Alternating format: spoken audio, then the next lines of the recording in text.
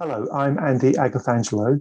I'm the founder of the Transparency Task Force, but for the purposes of this exercise, I'm speaking purely in my capacity as the chair of the Secretariat Committee to the All-Party Parliamentary Group on Personal Banking and Fairer Financial Services. The All-Party Parliamentary Group on Personal Banking and Fairer Financial Services has a website. This is the APPG's website. Like all party parliamentary groups, it has a purpose statement, which I'm going to share and show now. The purpose statement of the All-Party Parliamentary Group on Personal Banking and Fairer Financial Services is to identify aspects of personal banking and financial services where the service providers or regulators have not delivered or are not delivering excellence and appropriate consumer protection, to facilitate and encourage all stakeholders to work together to resolve past and present shortcomings and to bring about positive changes. And the All-Party Parliamentary Group's purpose statement is very relevant to the call for evidence that the APPG has started. This is a call for evidence about the Financial Conduct Authority, and its overall purpose is to invite stakeholders to share their thoughts and opinions about the Financial Conduct Authority, whether positive or otherwise. The idea being that that information will be gathered for the APPG to then consider what ought to be done or what could be done in relation to the feedback that has been provided. No firm decisions have been made about what the outcome of this exercise will be. This is purely a call for evidence. Part of this activity is in written format, whereby stakeholders have written a submission to the APPG using one of the question sets that can be downloaded from the APPG's website. And some individuals, those who want to, and those where it's relevant for them to do so, are being invited to have a conversation based around the questions with myself, as a way of providing additional commentary, additional explanation around the experience that they have had when interacting with the Financial Conduct Authority. And with that in mind, today we are going to be speaking to Mark Bishop, who will introduce himself in just a moment, and we'll get cracking straight away. So Mark, could you please first of all introduce yourself, tell us a bit about yourself, and then go on to telling us how you first came into contact with the FCA. Thank you. Okay, well, thanks, Andy. I'm an investor in the Connaught Income Fund Series 1, which I'll call the fund throughout this, this kind of interview. It was a collective investment scheme originally promoted and operated by Capita Financial Managers Limited, which at the time was the UK's largest third-party provider of authorised corporate director, depository, trustee and related services to the financial services sector, of course, a division of what was then a FTSE 50 company. I'm the default chair of the fund's liquidators committee and have played the central role in its action group. Prior to all of this, I have never worked in the financial services industry or had any dealings with the FSA or the FCA. So I came into the events that I'm going to describe with no preconceptions, good or bad, and no agenda. My first contact with the FCA, or rather with the Financial Services Authority as it then was, took place on or around the 4th of July 2012, prompted by me identifying evidence of misconduct and regulatory failure in relation to the fund. Thank you, Mark. What did you invest in and when, and what went wrong? So in January 2010, I invested in the Connaught Income Fund Series 1, originally named the Guaranteed Low Risk Income Fund Series 1. Later on, in response to one of the other questions, I'll probably talk in a bit more detail about what went wrong, and I cover that in more detail in the paper that I will submit. Thank you. And if you're happy to mention it, how much money did you invest and how much of that money do you have left? Okay, so the sum invested is the easy bit. That was £300,000. Between the fund's suspension in March 2012 and late 2018, approximately 75% of that initial capital was returned through various recoveries. These include litigation by liquidators and a partial redress scheme negotiated between the FCA and Capita plc, which had owned the fund's original operator. under which, and I quote, up to £66 million, in fact, it was about £57 million, was paid out to investors. Unfortunately, I and other investors also lost significant amount of income or returns on our capital. The fund guaranteed an annual income of a little over 8%, roughly in line with the long-run returns of investment into a vanilla all-share tracker, and the 8% figure used by the Financial Ombudsman Service when calculating interest on redress payouts. Such a rate of return applied to the outstanding balance and compounded from the time the investment was made to date would come to a larger sum than the principal invested. So I would consider my direct losses to be greater than the original capital. I would also argue that our forfeit returns are bigger because the 8% that I've mentioned is appropriate to a highly liquid investment that pays periodic distributions and that allows near immediate access to the capital if required. The fund turned out to be hugely illiquid, and it's reasonable to expect to receive some kind of illiquidity premium. My private equity investments, for example, return around 35% per year, and my angel investments north of 50%. The fund has turned out to be less liquid than the former and only slightly more liquid than the latter. Over and above returns on capital, I and others who invested in the fund have suffered further financial harms.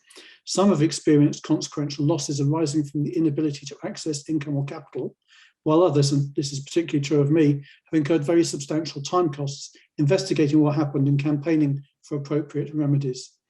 Also, in my case, there is the question of future career earnings. Once it became clear that the fund failed because of a toxic combination of criminality, negligence, and cover-up, spanning scammers outside the industry and on its periphery, and those like this large firm Capita very much within it, and indeed the regulator, I realised that it would take a very specific combination of skills, determination, and time to unpick it. I couldn't see anyone else suitably equipped stepping up to lead the process, so I chose to do so. In deciding to devote myself to that fight, I walked away from a very well-paid career, including a very promising new business that it soon became clear would not receive the time or investment it deserved, while I poured my time into fighting for the interests of the 2,000 or so victims and rebalanced my capital to provide me with sufficient passive income to be able to give up paid work for a time. I'm very fortunate to have been able to build up sufficient financial resources prior to this event to give me that option, but that good fortune does reflect the income I'd been earning, and therefore is a measure of the future earnings I chose to sacrifice in order to stand up for what's right. Back then, I could never have imagined that I would still be fighting more than 9 years later. Frankly, had I done so, I wonder whether I might simply have written off my losses and left my fellow investors to sink or swim. But actually, I'm pleased I persevered. In doing so, I have met people and been exposed to thinking that I would otherwise not have encountered. And I've also developed a level of understanding of the regulatory flaws that made possible not just high-profile cases such as Connaught and the LCF, and the many instances of mistreatment of SMEs by banks, but also the dozens of other scams and mis-selling, in inverted commas, it's really fraud, usually by misrepresentation or material omission, that have occurred in recent years. I now recognise the path I've travelled on has put me in an almost uniquely advantaged position when it comes to making the case for reform, which in turn places a moral obligation on me to do so. This career path means that I've spent the last years, decade or so, from my early 40s to my early 50s, for most men our peak earning period, largely doing voluntary investigatory and campaigning work.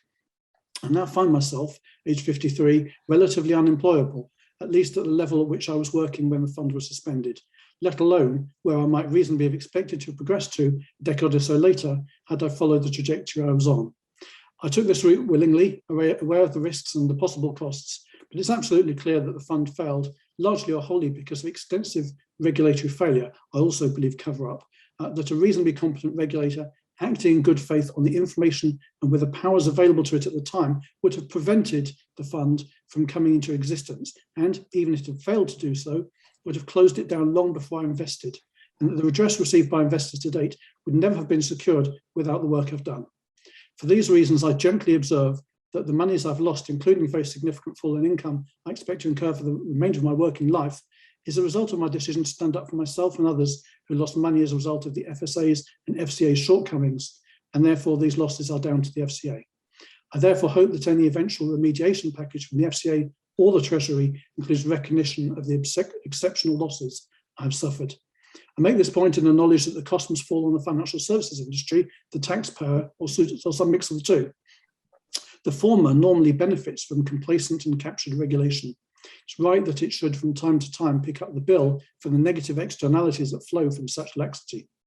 And the latter, taxpayers, voted for successive governments of different political compositions that created this serially incapable, opaque, unaccountable and even dishonest regulator, and consistently ignored ample evidence that it was unfit for purpose for a very long time. So there's also a compelling case for socialising the costs. Either way, the financial cost of regulatory failure cannot continue to be borne on the narrow shoulders of the immediate victims, of which I'm one. Thank you, Mark. And next question, what was supposed to happen and what actually happened as far as you know? Okay, so a complete answer to this question would exceed the word length limit for my response and the time allocated to this interview. So I'm going to give you the short version. The fund was marketed as a bridging loan fund. Investors would lend their money to the fund, an English limited partnership, which would then lend it to a diversified mix of high quality borrowers for bridging loans. A bridging loan is recognised by the industry as a loan on a residential property in a state fit for occupation and not requiring works for which planning permission is needed or leaving the property is needed, having a duration of not more than 6 months, intended to bridge the overlap between the purchase of a new home and the sale of a previous one. Such loans are typically more expensive than conventional mortgages. For example, those backed by the fund are at an APR of around 17.9%, which provides ample returns to enable the fund's investors to return the promised income of a little over 8% a year, and for the parties also involved in operating it to make their loans in a way that generated sustainable returns for them. Measures were supposedly in place to limit loan-to-value ratios and ensure that there were first charges on property, and guarantees were offered in respect of both income and capital. What actually happened is described in some detail in Raj Parker's independent review of the regulator's handling of the case, which we should perhaps link to in the YouTube kind of upload of this video. Briefly, the fund was a Ponzi-style fraud in which many of the loans, which were actually almost all development funding, a much riskier, less liquid, unregulated category of lending, were made to refinance previous non-performing lending or were provided to connected parties, or both, often at increasingly fictitious valuations and underpinned by little or no tangible security. Sometimes loans were approved in inverted commas, but never proceeded with, but monies were nevertheless drawn down by Toyota PLC, which is the party responsible for identifying and approving borrowers, or on other occasions, when loans were redeemed in inverted commas, proceeds were actually retained by Toyota. It also failed to operate a separate client account for these monies, so they were commingled with the firm's own resources used to meet its operating costs, including the rather lavish lifestyle costs of the principals. Borrowers included convicted fraudsters and people with learning difficulties. LTV ratios were extensively ignored, valuations were clearly fraudulent, charges on properties either absent or defective, and audits negligent or dishonest. This whole thing was made possible by the fund's operator, Capita Financial Managers Limited, taking on and promoting the product with literally no due diligence into the fund or the parties involved, and with only minimal oversight of or involvement in how the fund actually operated, which differed materially, as I've described from the description in the information memorandum, a regulated financial promotion.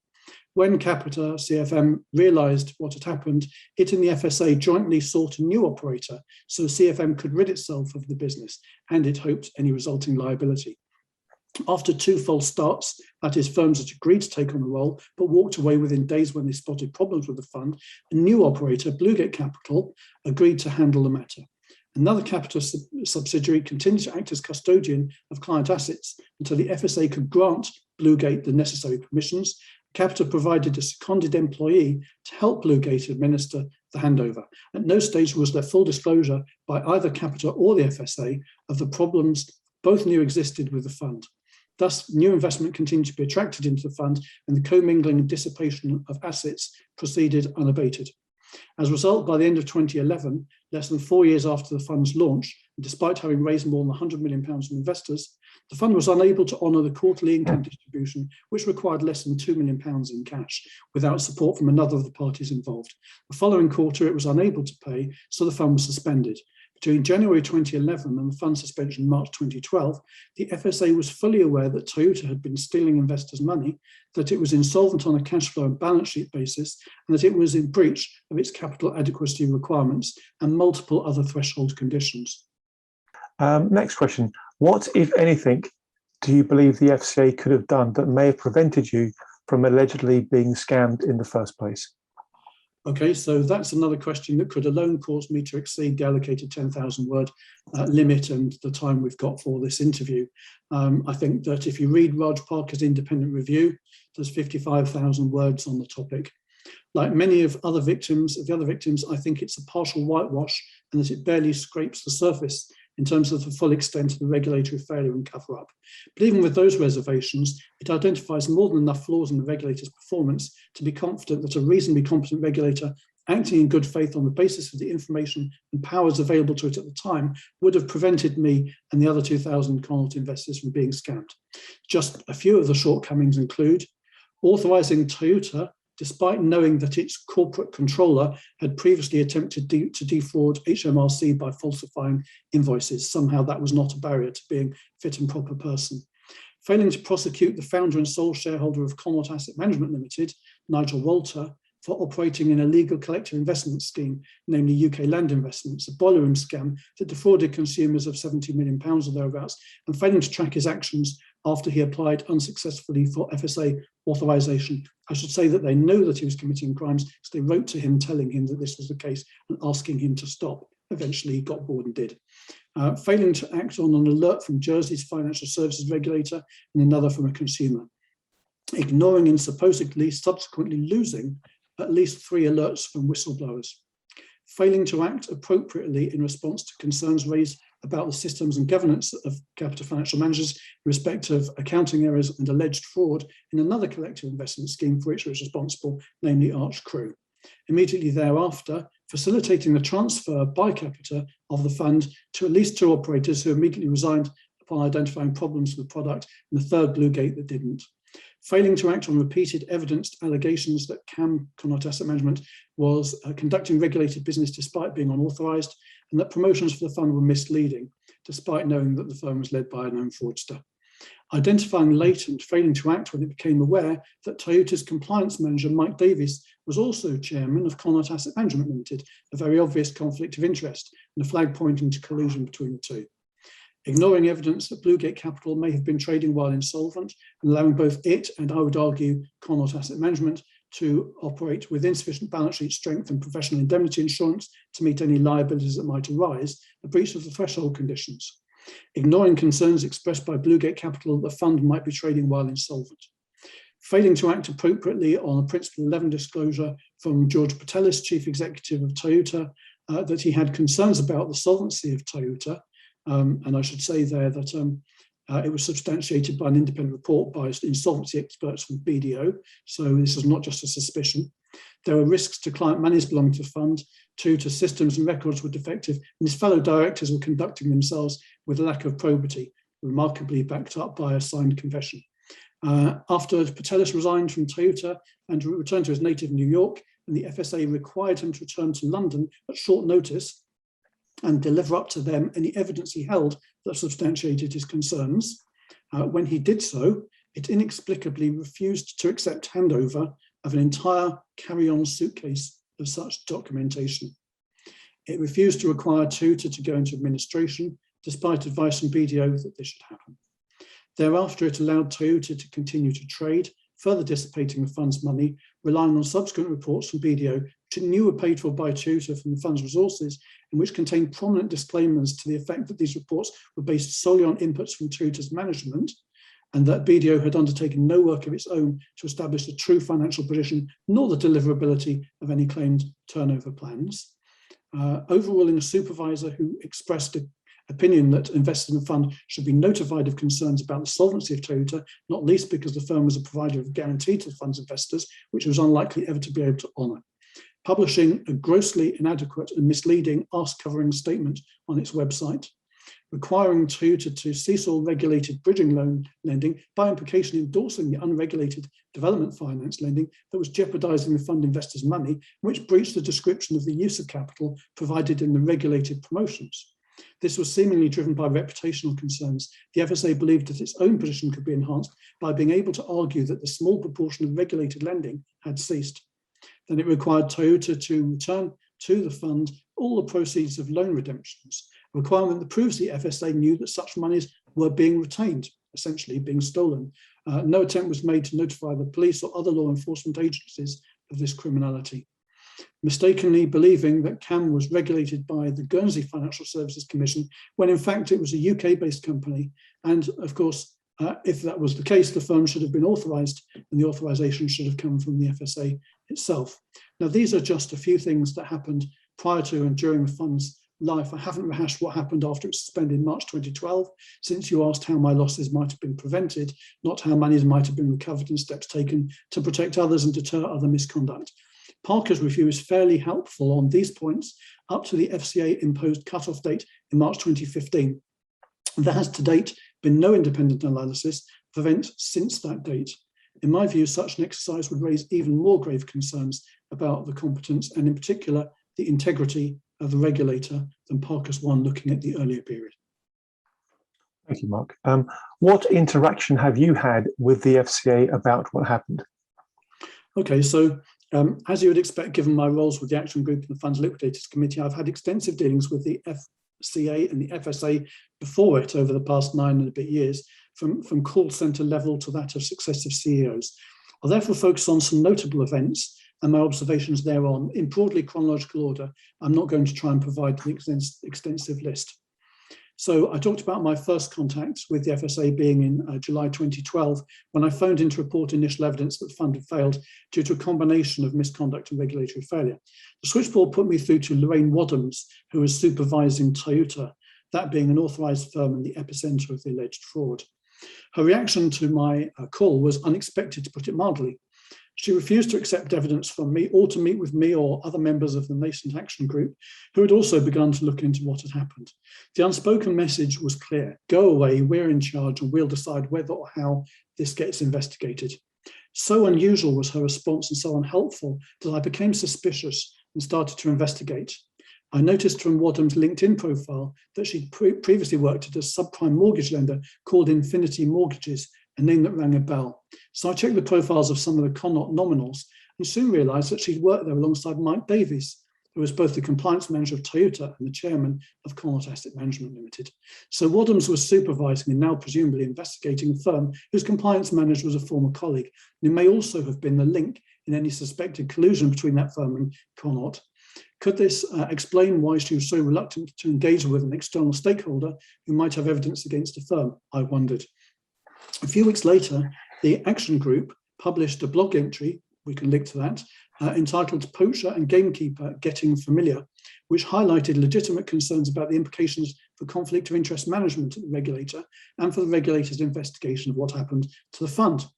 The FCA's response to this blog was not to eliminate the potential conflict of interest by moving Wadhams, but rather to engage notoriously aggressive and expensive libel lawyers, Carter Ruck, to send me a letter threatening litigation. I pointed out that I didn't own the domain name, host the website, or control its content, and offered to pass on the correspondence to the site's editor. I should mention that, fortuitously, a prescient member of the Action Group had anticipated the risk of litigation and had arranged for all 3 aspects of ownership and control of the website to be based in the United States, where freedom of speech legislation would put it largely out of reach of such claims. The editor responded to the FSA from New York with a without prejudice offer of a right to reply if the regulator could demonstrate that any part of the disputed blog entry was factually incorrect. Unsurprisingly, the offer was never taken up, but questions such as how much the FSA spent on Carter Ruck and whether threatening an Action Group that was exposing regulatory failure was an appropriate response or an acceptable use of levy monies have never been answered. Thereafter, the Action Group website often contained barbed references to its American links, trolling the FSA and FCA by pointing out the site could not be bullied into silence about events that were and are uncomfortable to the regulator. Shortly after that Carter Ruck episode, I wrote to the then Chief Executive Hector Sanz, who passed my correspondence to Norsca Delfas, who was the overall head of the regulator's complex events team, known as CET. So far as I could determine, complex is a euphemism for reputationally challenging, in that CET existed to deal with cases that were politically sensitive, perhaps because there was a suspicion or an actuality of regulatory failure or capture, which might make it difficult to pass them on to enforcement for investigation and action. I suspect that CET had previously been involved in cases such as Key Data and Arch Crew, and I know that it negotiated the widely criticised interest rate hedging product redress scheme, John Swift's QC's independent review into which is due to be published literally any day now, should happen this summer, and was heavily involved with another contested project, the investigation into the actions of RBS's Global Restructuring Group. So I met and corresponded with Del Fass and her team on a number of occasions in the autumn of 2012. They encouraged me to pass on to them any evidence I had or became aware of, and to encourage others to do the same. And one key piece of evidence that I provided to them around this time was a set of minutes of a meeting between the principals of Capital Financial Managers and those of Connaught Asset Management that took place in September 2009, which the former shared with the latter their concerns about the fund, which they cited as reasons for wanting to terminate Capital's role as its operator. This was significant for 4 reasons. First, the principals of CFM, Capital Financial Managers, could have made a Principle 11 disclosure to the FSA about those concerns. If that happened, we need to know why the FSA didn't intervene to ensure the fund was suspended, the loans were deemed in any shortfall met by CFM. And if CFM didn't make a Principle 11 disclosure, it would be in clear breach of its regulatory obligations, which had profound implications for its liability to the fund's investors. Number 2, given the proof that CFM knew that there were grave problems with the fund and also needed to know whether those concerns were shared with or withheld from the firms they were trying to line up to take over the operator role, if they were withheld, again, that could form the basis of regulatory action against CFM. Number 3, we know that CFM withheld these concerns from the fund's investors and that it misled them about the true reasons for its decision to cease being an operator. It cited a strategic decision to move away from UCITS products. Had it told the truth, the fund would either have been suspended or fixed. The decision to withhold this information lied to consumers would also provide the grounds for regulatory action. It meant that losses, this is point 4, meant that losses incurred by investors after that meeting and after BGC are also the result of CFM's behaviour during its operator period, and not just those that took place prior to the meeting or during the operatorship. I should add that the only circumstances I can envisage in which the receipt of this information would not be seized gratefully upon by the FSA and immediately used as grounds to commence an enforcement investigation, leading to the issuance of a restitution order requiring CFM to compensate the fund's investors for the totality of their losses and to other remedies that would either remove the firm from the register, hence the industry, or would have removed its then leadership team and required the firm to undergo significant change under new managers in order to retain its permissions, would be if the regulator had been an active and engaged party in the decisions made by CFM at the time. Or to put it more bluntly, the only reason I can think of why the FSA would not immediately go for CFM's jugular is if the FSA had endorsed or even encouraged CFM in its decision to walk away from the fund without disclosing the problems to new operators or consumers. I speculate when I come to answer question 7 about why the regulator might have wanted CFM to behave in that way. Now, while I stress that I have no specific evidence that this is what happened, the FSA's response to my disclosure of the crucial minutes was wholly consistent with these suspicions and made no sense whatever if you believe the regulator was and is a good faith actor, genuinely interested in getting redress for mistreated consumers and keen to protect others from authorised persons who breach regulations. I was politely thanked for providing the minutes, but that's all that happened. I had hoped and perhaps even expected that I would be invited in to talk about how I came by them, how I knew they were genuine, whether I could introduce the FSA to the person who provided them to me, whether that person might be a conduit to other evidence. None of that happened then, and none of these things have taken place since, almost 9 years later. Rightly or wrongly, I've taken this as a signal that the FSA was in some way compromised or conflicted. A picture was beginning to form of an organisation that wanted me to provide information, not so it could investigate the firms and individuals involved, but because it wanted to know what I knew for reputational and risk management purposes of its own. And indeed, we now know from the Parker report that the FSA's first instincts were to scapegoat independent financial advisors, IFAs, to whom the fund was distributed, and that a key committee known as ERIC decided as early as June 2013 that the regulator would not use its enforcement powers against any of the firms or senior managers involved. It also recommended this decision be communicated to investors, which never happened. And indeed, the regulator continued to give us the impression that it was investigating and was contemplating such action. So my response to this kind of unusual reaction by the FCA was to put more of the information in the public domain. I suggested the Action Group's website's American editor would run a blog on the CFM minutes. You can read that online. Even now, I find it alarming and deeply suspicious that the FSA/FCA did not immediately launch an enforcement investigation. I consider it to be one of the many flaws of the Parker report that it doesn't address the question of why this didn't happen. I should mention that the FCA changed a key aspect of its procedures in relation to interacting with consumers sometime after my experience with Wadhams. It instructed its phone operators not to put through calls from consumers to named departments or individuals, but rather to direct them to its call centre. While I can't prove that this happened as a result of the above-mentioned incident, I can say it caused me immense frustration.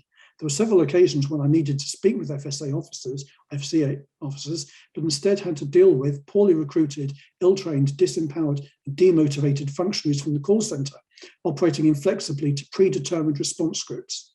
So it didn't surprise me to read in Dame Elizabeth Gloucester's report into the collapse of London Capital and Finance that the call centre missed literally hundreds of opportunities to escalate upward concerns expressed by consumers and IFAs about that firm, and on many occasions gave them incorrect information and flawed advice.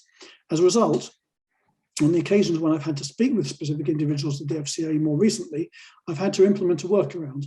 I phone the switchboard because its personnel don't give out direct numbers, and I pretend to be a senior executive from an authorised firm in order to be put through. It speaks volumes to me about the culture of the FCA that it's instituted a policy that literally prevents its people from hearing the voices of consumers while allowing them to continue them to being exposed to those of the industry. So another touch point I should mention between the regulator and myself in 2012 was my request for there to be a review of the regulator's handling of the case. By that time, I was aware of many shortcomings, and I guessed that there were many more of which I was yet unaware. My motivations were twofold. First, if I could establish that there was regulatory failure, whether due to incompetence, dishonesty, or both, evidence of the same might lead to the payment by the regulator or the Treasury of redress. And second, whether or not such an investigation led to financial remedies for funds investors, it would provide transparency about regulatory shortcomings, which ought to lead to improvements that would result in other consumers being better protected and served in the future. Unfortunately, the FSA refused to do this, arguing that an investigation might impair its ability to investigate the firms and individuals. Given we now know that the FSA was not actually investigating at that point and didn't intend doing so, that response was, in my view, dishonest. It came from Norsika Delfas, who went on to become the FCA's Chief Operating Officer. She's now the Acting Chief Executive Officer and Chief Ombudsman at the Financial Ombudsman Service. And I have reason to believe that it's the intention of the FCA's board that this secondment will in time be made permanent. Whether that happens or not, I believe that the FCA is already in breach of its obligation under Section 212, Part 5 of the Financial Services Markets Act 2000, which obliges the FCA to appoint to the Ombudsman a chief executive who is independent of the regulator. Clearly, someone who's worked there for the last 30 years is not independent of the regulator. And between then and 2014, my focus was on placing stories in the media and briefing politicians with the intention of encouraging them to ask questions of the minister in correspondence and in the House for there to be relevant parliamentary debates too. The idea was to put pressure on the FCA to proceed with its claimed strategy, which was to lean on Capita, the parent of CFM, to reach a negotiated settlement. I met with Delfas and her direct report, Simone Ferreira, on the 10th of December 2014 to express my concerns about the way in which they were implementing that strategy. I doubted that Capita would pay up because there had been no enforcement investigation, and hence the FCA did not have sufficient evidence of wrongdoing by the firm for it to believe that a restitution order, fines, prosecutions, or removal of permissions would follow if it refused to compensate the victims.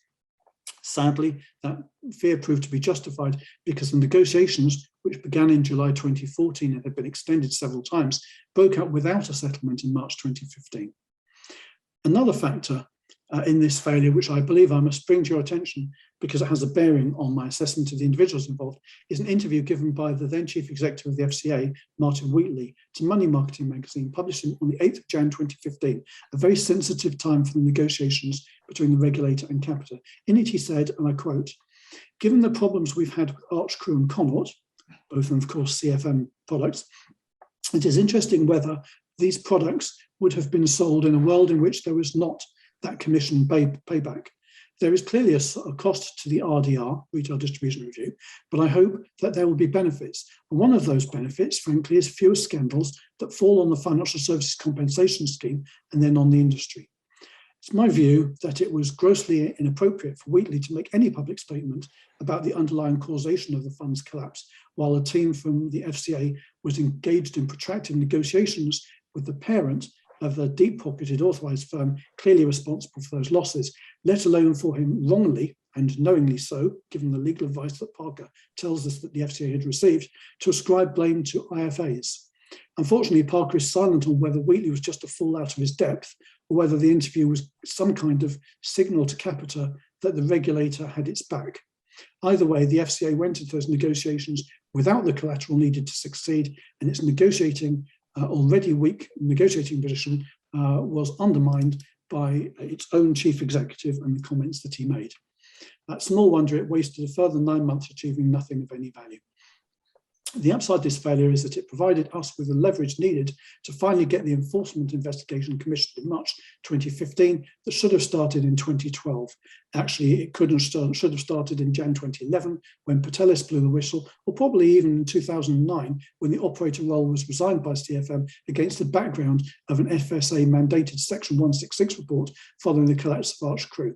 But I'm going for the date on which I provided evidence that I knew at the time constituted grounds for starting such an investigation. In effect, the purpose of the political and media campaign between 2012 and the end of 2014, and my correspondence with the FCA and FSA during that time, was to bully and blackmail the regulator into going down the enforcement route eventually. We were in effect saying, we've given you ample evidence of wrongdoing by these firms. If you don't act, we'll be going after you for not acting instead of the firms for their misconduct. To save yourselves, you have to throw your partners in crime to the lions. It's your choice. The handover to enforcement came at an interesting time because Mark Stewart had recently been appointed to lead that department. A wiry, perhaps even pugilistic Australian, Stewart is, for good or ill, quite different to the other senior FSA, FCA executives I've dealt with. Many would disagree with my assessment, but he's probably the only person I've encountered at or near the top of the organisation who does not strike me as a high-functioning sociopath who smoothly trots out the party line about being a proactive pro-consumer organisation while deploying sophisticated passive resistance to protect the regulator, industry wrongdoers, or both. Stewart began attending periodic meetings with the fund's liquidators committee. He explained early on that he'd removed many members of the team initially tasked with the enforcement investigation on the basis that they were conflicted, and replaced them with his own choices, some of them fellow Aussies, presumably from ASIC, where he began his regulatory career.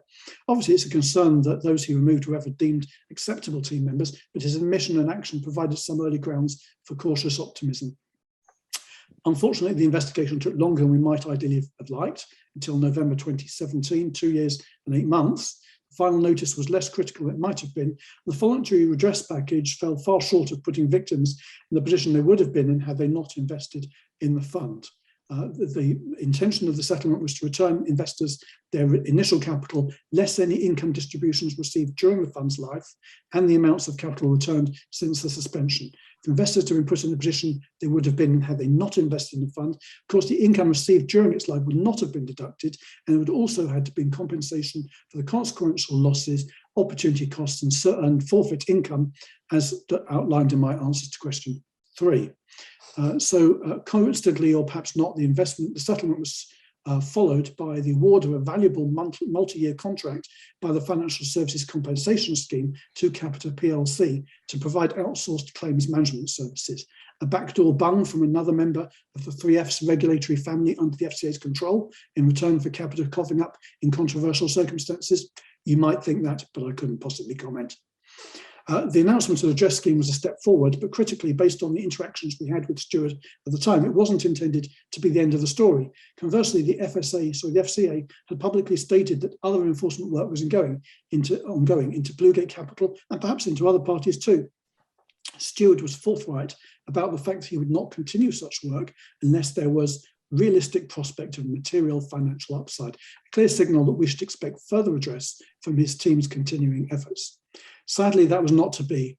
On the 18th of December 2020, so more than 5 3/4 years after the enforcement investigation into Bluegate began, the FCA published its final notice. Ironically, given the absence of restitution order in the far more serious CFM case, there was one awarded against Bluegate, but only for £203,000.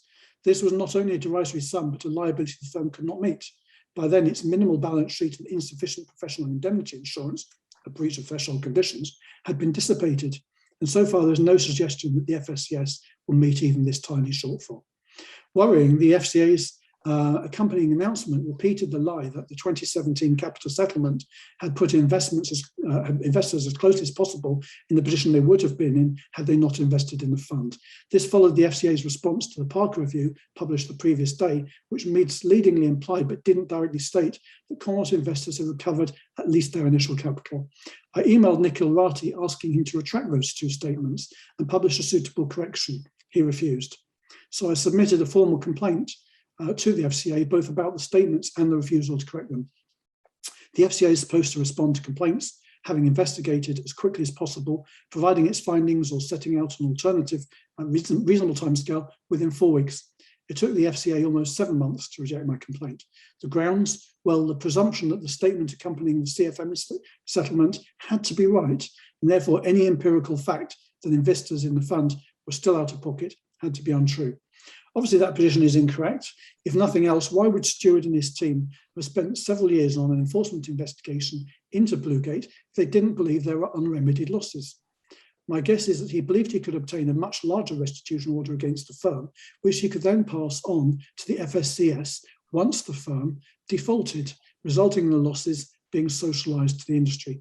If so, I speculate that Bluegate's management argued, not without some justification, that they were set up as the fall guys by CFM and perhaps also by the FSA when it became clear that the fund was toxic and CFM wanted to be out of the picture when the money ran out, as it inevitably would. If this is the case, I suspect that any attempt by Stewart to secure a material restitution order would have been thrown out by the Regulatory Decisions Committee, the upper tribunal or court, on the grounds that CFM or the regulator or both were the underlying causes of loss. So in pursuing Bluegate, the FCA may have been attempting to divert attention away from its own failure to pursue a restitution order against Capita, which may have been rendered impossible by its own role in the operator handover, and thus ultimately being trying successfully to avoid the liability returning to its own door. These interactions I've described, with the exception of me asking for a review of the regulated paper in 2012, largely describe the major touch points in the process of trying to obtain financial redress for the fund's victims. I should also mention the other main work stream, namely the battle to encourage or compel the FSA/FCA to learn from its past failings. Having had my request for a review rebuffed in 2012, ever since then I've watched and learned and noticed a number of other cases in which the regulator has not performed with the competence, proactivity or integrity that I believe that the public has a right to expect. These include the many instances of poor treatment of small businesses by banks, the tail end of the PPI scandal, the mistreatment of whistleblowers such as Paul Moore, Nicholas Wilson, Sally Masterton and Darren Russo, many other investment scams, payment systems problems and much, much more. During this time, since the inception of the FCA in 2013, I've written to every chief executive of the organisation, both interim and permanent, requesting a meeting in order that I can share with them some observations about areas in which I believe the regulator might raise its game, based on my observations in Commonwealth and many other cases. Not one of them has agreed to such a meeting. Most recently, Nikhil Rathi turned me down. When he later made some public comments suggesting he was committed to improving the FCA's diversity of thinking, I approached him again, offering a much shorter meeting to discuss 5 easily actionable proposals aimed at achieving just that one narrow goal. He refused. 20-minute meeting. Does he really want to improve cognitive diversity? His refusal to expose himself to diverse thinking leads me to suspect not. I should mention that 2 CEOs eventually and reluctantly granted me meetings with direct reports. The first of these, in spring 2015, cancelled 2 pre-arranged appointments, the second of them when I was already on my way to his office. Throughout most of the presentation, he rocked on his chair, feet on a desk, sometimes picking his nose, the intended message of his body language being abundantly clear. He was not interested in what I was saying to him, but he'd been told to sit in the meeting. He observed that the FCA was doing fine just as it was, and there was no scope for improvement. He even parroted the FCA public affairs line, used extensively in early briefings with MPs, that those who invested in the fund had been greedy and naive. Personally, I find that deeply offensive. For a start, this product could only be sold to sophisticated professional and high net worth investors and only through IFAs. Many of the investors I've met have been successful business people.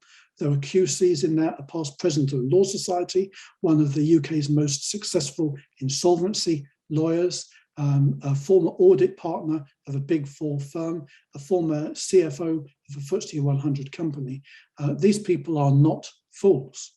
But also, in calling them fools, what's the FCA saying about themselves?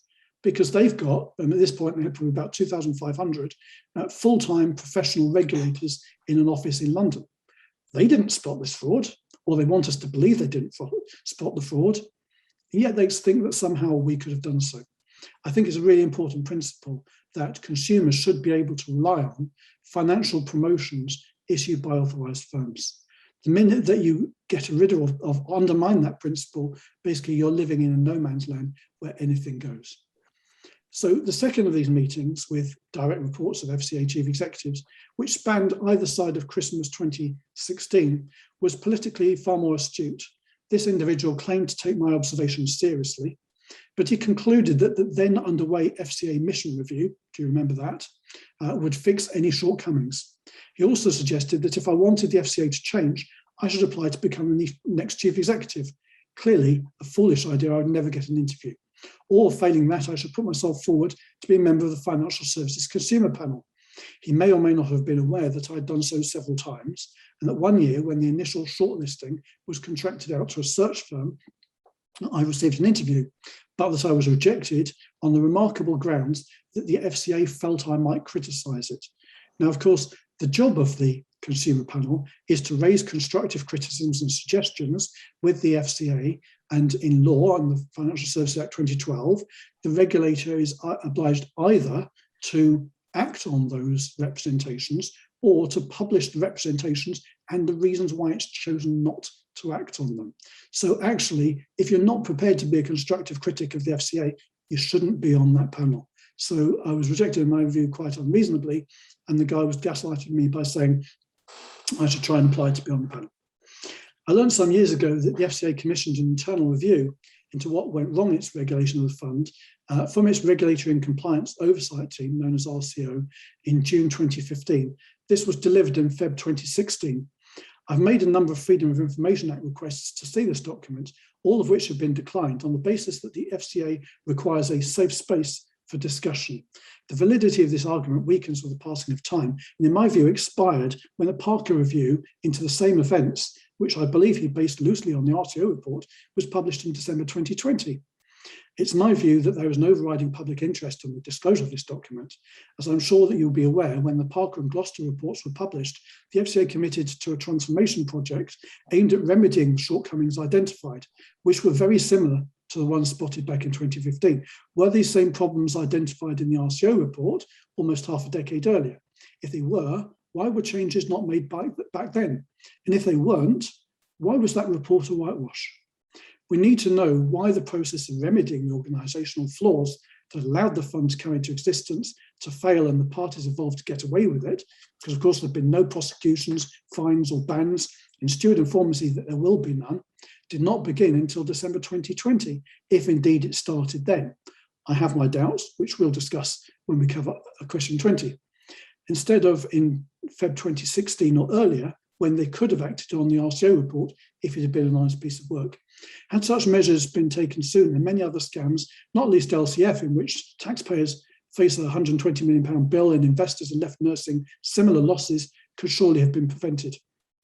Incidentally, at one point, the FCA became convinced that I had received a copy of the RCO report from an internal whistleblower. Its response, which echoes its behaviour when I identified the conflict of interest represented by Wadham's supervising tutor, was to threaten to prosecute me. It seems to me unlikely that the receipt of a digital copy or a photocopy using the employee's own printer and paper of such a report would involve the commission of a criminal offence. And even if a technical offence had allegedly taken place, the public interest surely overrides such considerations. And let us say, purely hypothetically, of course, that I have had sight of a draft, perhaps not the final version of the RCO report. And let's say that I know that it identifies many of the same problems as the Parker and Gloucester reports. If that's the case, it would surely mean that the FCA board chose not to act on credible internal warnings of serious problems, for almost half a decade. That would be a very grave matter indeed, especially given the number of frauds and other instances of consumer detriment that it could have prevented had it chosen to act back then. It might also explain why the FCA became so aggressive when it suspected I had a copy, and why even now, August 2021, it is desperately resisting my Freedom of Information request for the final version of the report, which I can then disclose to politicians and the media. Just finally, before I finish on this kind of long section talking about my interactions with the FCA, I hope you won't mind, but it's an important bit. I'd like to recount my interactions, specifically my attempts to meet with Charles Randall and Andrew Bailey, and to have a rant about both. So having been refused meetings with successive FCA CEOs, I decided to try for an appointment with a recently appointed chair, Charles Randall. My plan was to attend the FCA's 2018 annual public meeting. Back then they happened physically, not online, to sit at or near the front when proceedings ended, to approach Randall as soon as he left the stage, my thinking being that with journalists within earshot, he would agree to meet me. The good news is that this worked. He did agree to meet me, and he introduced me to his PA, a guy called Ian Runacres, who provided his card and undertook to set something up. The bad news, surprise, surprise, is that the position changed when I emailed Runacres to arrange it. It seems the offer was not made in good faith, no intention to meet with me. Now, the rant. I accept that Randall is a busy and important man, and that relative to him, I'm a nobody. In the normal course of events, I would not expect him to see me, and I would understand that he has many more important calls in his time. But in the specific circumstances in which we find ourselves, I'm not a nobody. My role leading an action group and liquidators committee for complex investment fraud, in which there has been at a minimum extensive regulatory failure, means I'm a very important stakeholder. The FCA's leadership team should engage with me and others in similar positions in a spirit of gratitude and humility, anxious to apologise, help and learn. Until the FCA gets this, in my view, it's doomed to keep returning. It's doomed to keep repeating the same inevitable mistakes. If I were in a position of authority over the FCA, I would dismiss Randall for this matter alone. It's hubris. The arrogance and unaccountability that underpin his refusal to engage are, in my view, profoundly representative of the dysfunctional culture that prevails at the FCA, especially in relation to consumer interests. And the presence of such thinking at the very top of the organisation is an obvious barrier to change. His public bidding would act as a powerful signal to FCA staff that the world is changing and that past behaviours will no longer be deemed acceptable. Next, Andrew Bailey. Following the publication of the FCA's announcement of the Parker Review, I contacted Bailey to raise a number of concerns about the choice of reviewer, the terms of reference, and the protocols under which he would operate. Clearly, the FCA had set up this process to work as it wished, not necessarily as we, other stakeholders, would prefer it to be. These concerns, along with my fears that the review would not lead to meaningful reform, form the basis of a subsequent complaint to the FCA and then the Complaints Commissioner. I requested a meeting with Bailey in part to establish whether some input could retrospectively be engineered into the specification and oversight of the review for the fund's liquidators and liquidators committee, but also to discuss why he was trying to achieve a partial whitewash and to establish whether a solution could be found that might work for all parties. To put it bluntly, if he feared that a rigorous review might identify evidence of a cover-up, which might lead to prosecutions of regulators, we might be able to agree to terms of reference that excluded such considerations in return for an undertaking that full financial redress would be paid to the victims and there would be a commitment to a package of reforms without the need for an admission of or public proof of wrongdoing. It was my understanding that the meeting would be a one-on-one and that it would be conducted on a without prejudice basis. Unusually, Bailey agreed to meet eventually, perhaps conscious of the complaint. When I arrived, I found Bailey flanked by two colleagues, his private secretary, Toby Hall, who is a barrister, and an unnamed note taker, who I later learnt worked in Mark Stewart's private office. Bailey said the meeting was on the record and not without prejudice. Three things emerged from the interaction. First, on the issue of redress, when I challenged him for repeating the FCA's November 2017 statement referenced earlier in my answer to the question, that the CFM redress package had put investors in a position they would have been in had they not invested in the fund, he accepted it was inaccurate and agreed not to make that claim again. In short, he acknowledged that there were still unremedied losses to deal with. Second, when I floated the idea of the FCA compensating Connaught victims either with or without admission of liability on the basis of negligence rather than misconduct, he said, as far as we're concerned, we've done nothing wrong. If the review finds otherwise, we'll reconsider.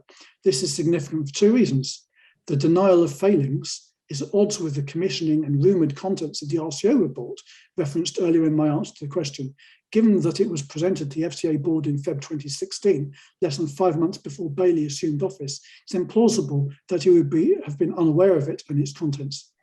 And second, Parker's report, despite its many shortcomings, did find that the FCA had done a lot wrong. It found that the regulation of the fund and related entities was, quote, neither appropriate nor effective. Yet when the report was published, the FCA pivoted from denial of causation to its current preposterous position, namely the pretense that there are no unremedied losses to be made good. And finally, Bailey rejected entirely the idea of the FCA implementing any of the changes I've long been advocating, either on its own or with me involved in their implementation. Again, reiterating this kind of phrasing, at this stage, we don't believe we've done anything wrong. Given the existence of the RCO report and the need to commission the Parker one, he surely must have known that this was untrue. His refusal to set in train desperately needed reforms delayed the process of fixing the FCA, putting yet more consumers at serious harm. I accept that organisations are comprised of people and that people make mistakes. I can forgive honest errors, provided, once identified, they result in contrition, office of redress, and zeal for reform. Bailey's conduct and demeanour at my one and only meeting with him was both defensive, almost to the point of paranoia. Witness the fact he was accompanied by a lawyer, a lackey took minutes, he quickly became flustered, and aggressive.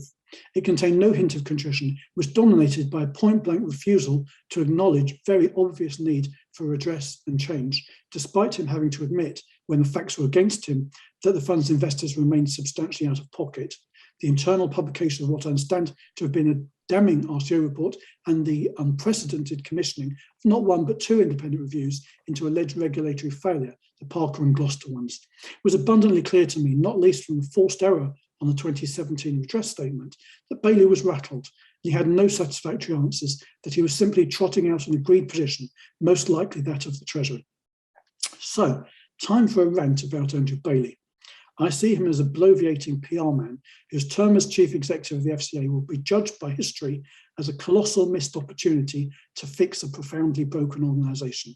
His so-called mission review, which he presented at the outset to the Treasury Committee and other stakeholders as a transformational opportunity, did not amount to a hill of beans. I challenge anybody listening to this or reading my response to the call for evidence to list 3 meaningful improvements to financial services regulation that happened as a result of it.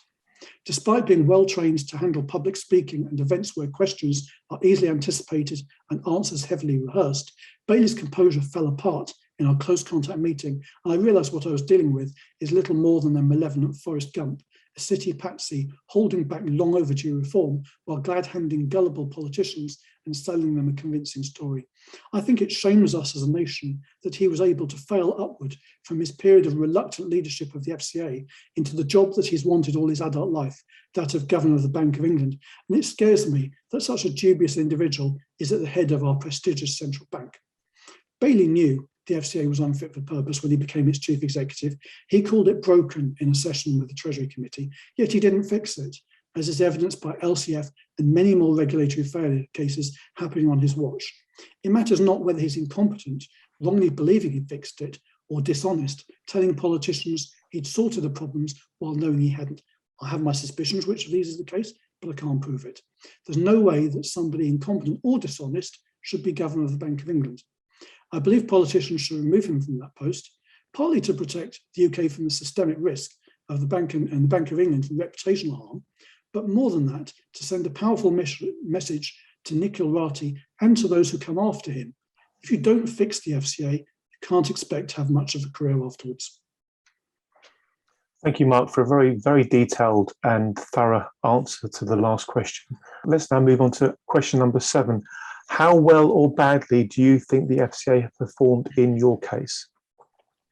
So I hope that everything that I'm saying in this interview and have written in my response indicates that I believe the FSA and FCA have acted appallingly, whether that's in failing to perform the most basic functions of authorisation and supervision to prevent £100 million Ponzi fraud, in responding to repeated incredible alerts pointing to consumer detriment, and in investigating, enforcing, obtaining redress, and applying learning based on its past failings.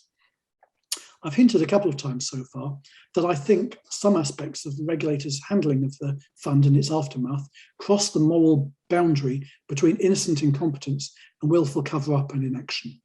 I stress that I have no proof of this, but I do believe that I have reasonable grounds for suspicion. It's my view that it's unfair to make such insinuations without taking the time to explain the reasoning behind them.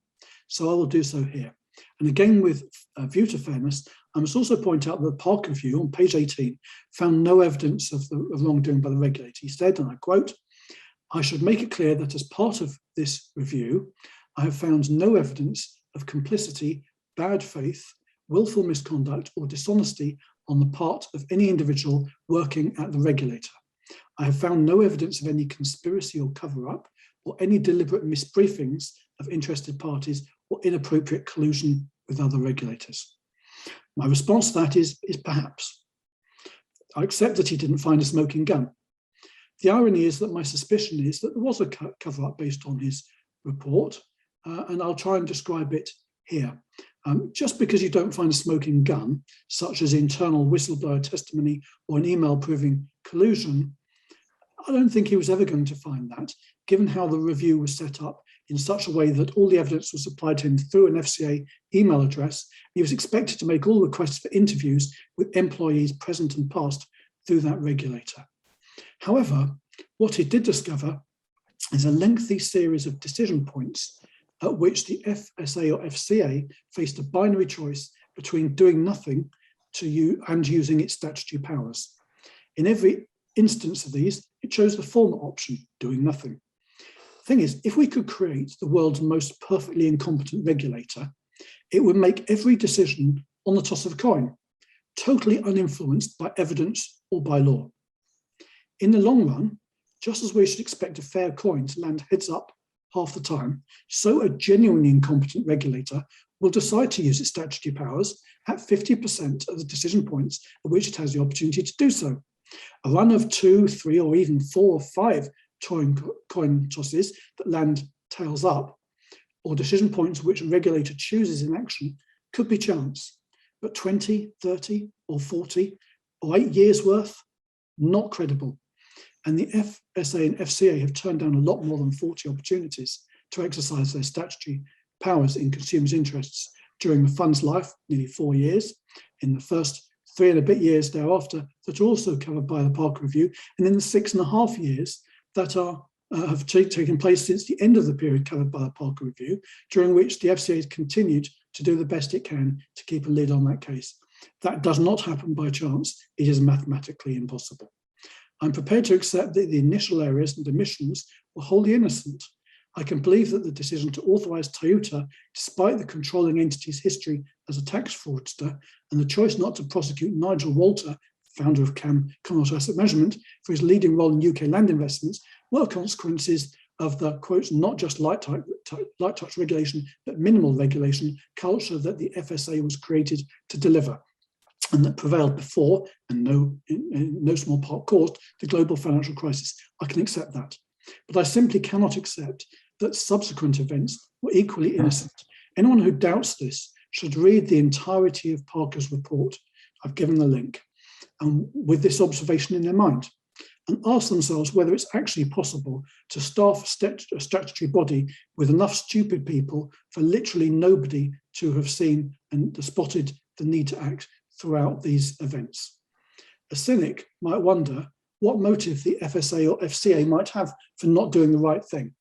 So again, I'm going to stress I have no proof or even evidence of these things, but since I've set this hair running, I think it's my duty to offer up 3 credible theories. The first is collegiate corporate culture. The FCA will say it prides itself on an inclusive, collegiate, no-blame culture, which sounds very wonderful and touchy-feeling until you realise that actually it means something bad from a consumer perspective. If a colleague, and it's verboten to refer to those who work at the FCA as staff or employees, screws up, the culture requires those around them not to judge or blame, to treat it at most, without embarrassing that colleague, as a learning exercise. you can see where I'm coming from here. The level of the individual, the department or the organisation, those around the problem area circle the wagons. It's a small step from this to putting external critics off the scent and covering up. 2, the myth of Twin Peaks regulation. Prior to the global financial crisis, the FSA was an omni-regulator, responsible for both prudential and conduct regulation of all authorised persons, firms and individuals in the UK. After the GFC, politicians, rightly in my view, took the view that such a structure presents risks of conflicts of interest emerging because the prudential side is disinclined to take measures that could create systemic risk, such as eliminating bad actor firms from certain sectors, especially those that are deemed systemically important, or reducing firms' profits through fines, restitution orders, or measures designed to improve competition. And because the conduct team may be reluctant to take action against firms or individuals for actions that have been overlooked or even endorsed by colleagues in other areas, such as authorisation and supervision.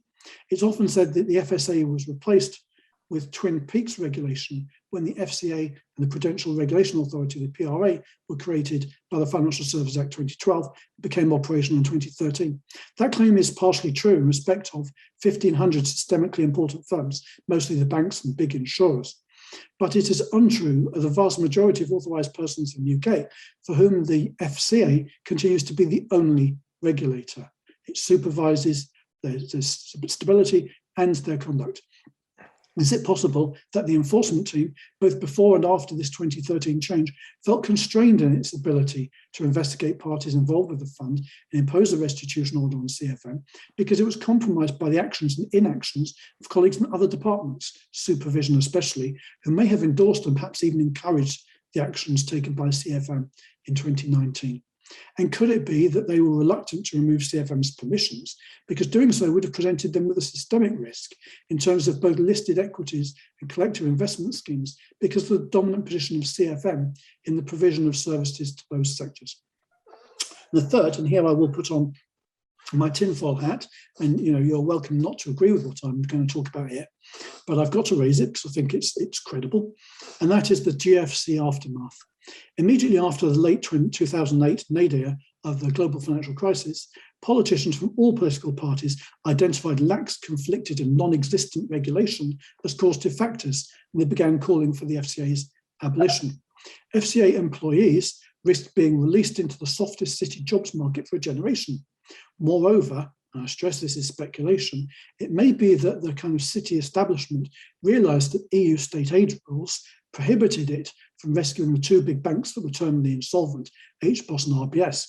So it embarked on a process of covert rescue, encompassing measures such as the RBS rights issue, the HBOS Lloyds merger, and a package of other questionable measures aimed at rebuilding balance sheets, from manipulation of LIBOR and Forex markets to the extraction of money and assets from small businesses through interest rate hedging product and IRHP sales, and RBS GRG and Lloyds Business Support Unit insolvency actions.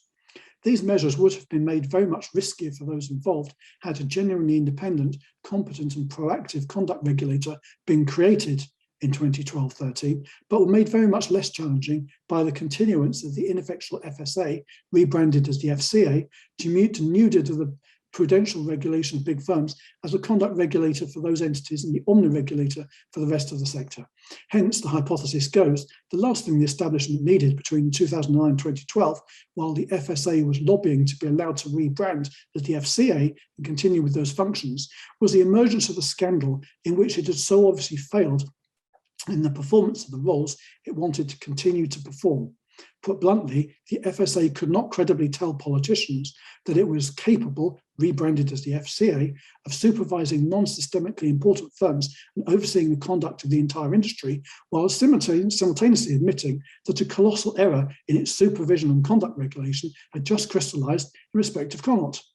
It may have desperately needed to kick the can down the road until what became the Financial Services Act 2012 could pass into statute. I stress that this is merely hypothesis. Respectfully, it's not for me to look into the details of whether these things are true or not true. I'm simply offering a number of possible explanations for why the FSA or FCA might have been motivated to ward inaction. But what I've said more importantly is that mathematically, a truly incompetent regulator would do the right thing 50% of the time, and this one certainly has not done that.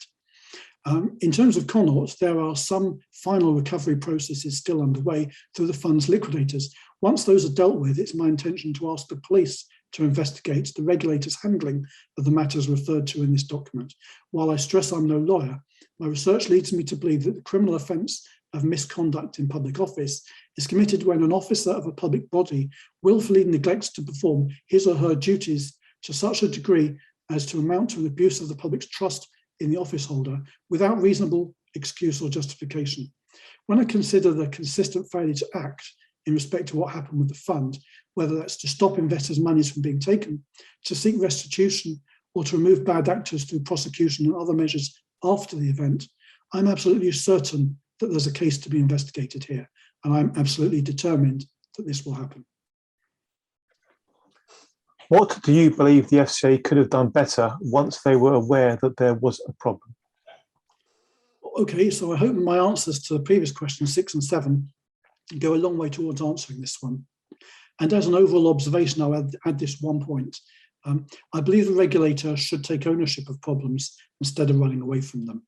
When the fund failed, the FSA should proactively have taken charge of communicating with investors, securing monies, appointing non-conflicted insolvency practitioners, and immediately begun the process of investigating what occurred with a view to identifying options for recovery, including the use of a restitution order. It should not have taken years of bullying and blackmail from us to get it to lift a reluctant finger, a tactic of passive resistance that continues even today. Looking at the fund in isolation, it's possible to speculate that it didn't do this because the fund's collapse was not an unexpected event or one in which it had clean hands. The FSA had many years of red flags pointing to the inevitable outcome, and it had been liaising closely with Toyota since George Brutalis issued his Principle 11 disclosure in Jan 2011. What I've heard from my counterparts in other action groups over the years is little, if any, better. Perhaps those two are cases in which the regulator is a participant, not just an innocent bystander. Another area in which I suspect the regulator could have served us better is by doing no harm, and more specifically by not obstructing a police investigation. Early on, the action group decided to notify the police of our concerns about criminality in relation to the fund. First, we went to the City of London Police on the basis that the epicenter of any criminal activity was Toyota, a firm located on its patch. After some reflection, COLP decided it couldn't investigate. We understand, but we cannot prove that it sought guidance from the FSA about whether or not it should investigate under the memorandum of understanding between the two. At the time, the FSA even seconded an employee into that police service to determine which cases should be pursued and, if yes, by which party. We then took the case to the Metropolitan Police on the basis that we believed there were obvious grounds to suspect that offences were committed by CAM and CFM, both of them located elsewhere in the capital. It decided not to pursue the matter. We wonder, but we cannot prove, whether it did so on the advice of the FSA, again under an MOU. But what we do know is that the officer we reported the matter to, Paul Watmore, was subsequently seconded to and subsequently became employed by the Financial Conduct Authority. While this could, of course, be a coincidence rather than a payoff, the optics aren't great. And a colleague who attended a meeting with the Met team said that they used an argument we've seen the regulator use many times on politicians, namely, Connaught investors were naive and greedy. What are the odds of the same line to take being dreamt up by the coppers independently and not as a result of being steered away from the case by self-serving regulators? What would you say about the FCA's effectiveness and timeliness in taking action to protect consumers? Again, I've covered a lot of this in the previous answers. However, I'd like to look at it from another angle and make the observation that the seeds of the next regulatory failure case were often planted in the embers of the previous one. In providing the FSA with the minutes of the September 2009 meeting between CFM and CAM in October 2012, I believe that I handed it the smoking gun it needed to launch a swift and aggressive enforcement action right then, 2012, that should have resulted in CFM or its parent Capita providing full redress to the victims, and that firm either being transformed beyond all recognition under new senior management, the old ones receiving lifetime bans, or the firm losing its permissions and hence exiting the industry. Instead, the firm was allowed to get away with paying partial voluntary redress 6 years later, £57 million paid in October 2018, with no action against any of the individuals or the firm. This meant that CFM remained and remains in the marketplace despite Arch-Crew and Connaught. This regulatory laxity meant that CFM was able to win the mandate from Woodford Investment Management to be the authorised corporate director of its new flagship Woodford Equity Income Fund, known as WEIF, Woodford Equity Income Fund, in 2014.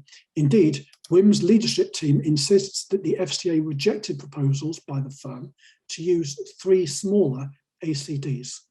There are widespread concerns about whether CFM, which has now been rebranded as Link Fund Solutions following its FCA-approved sale to the Australian Link Group in 2018, which generated the cash enables Capita to honour its obligation to pay Capita victims the sum of up to £66 million, agreed with the FCA the previous year, satisfactorily performed its fiduciary duties to Woodford investors.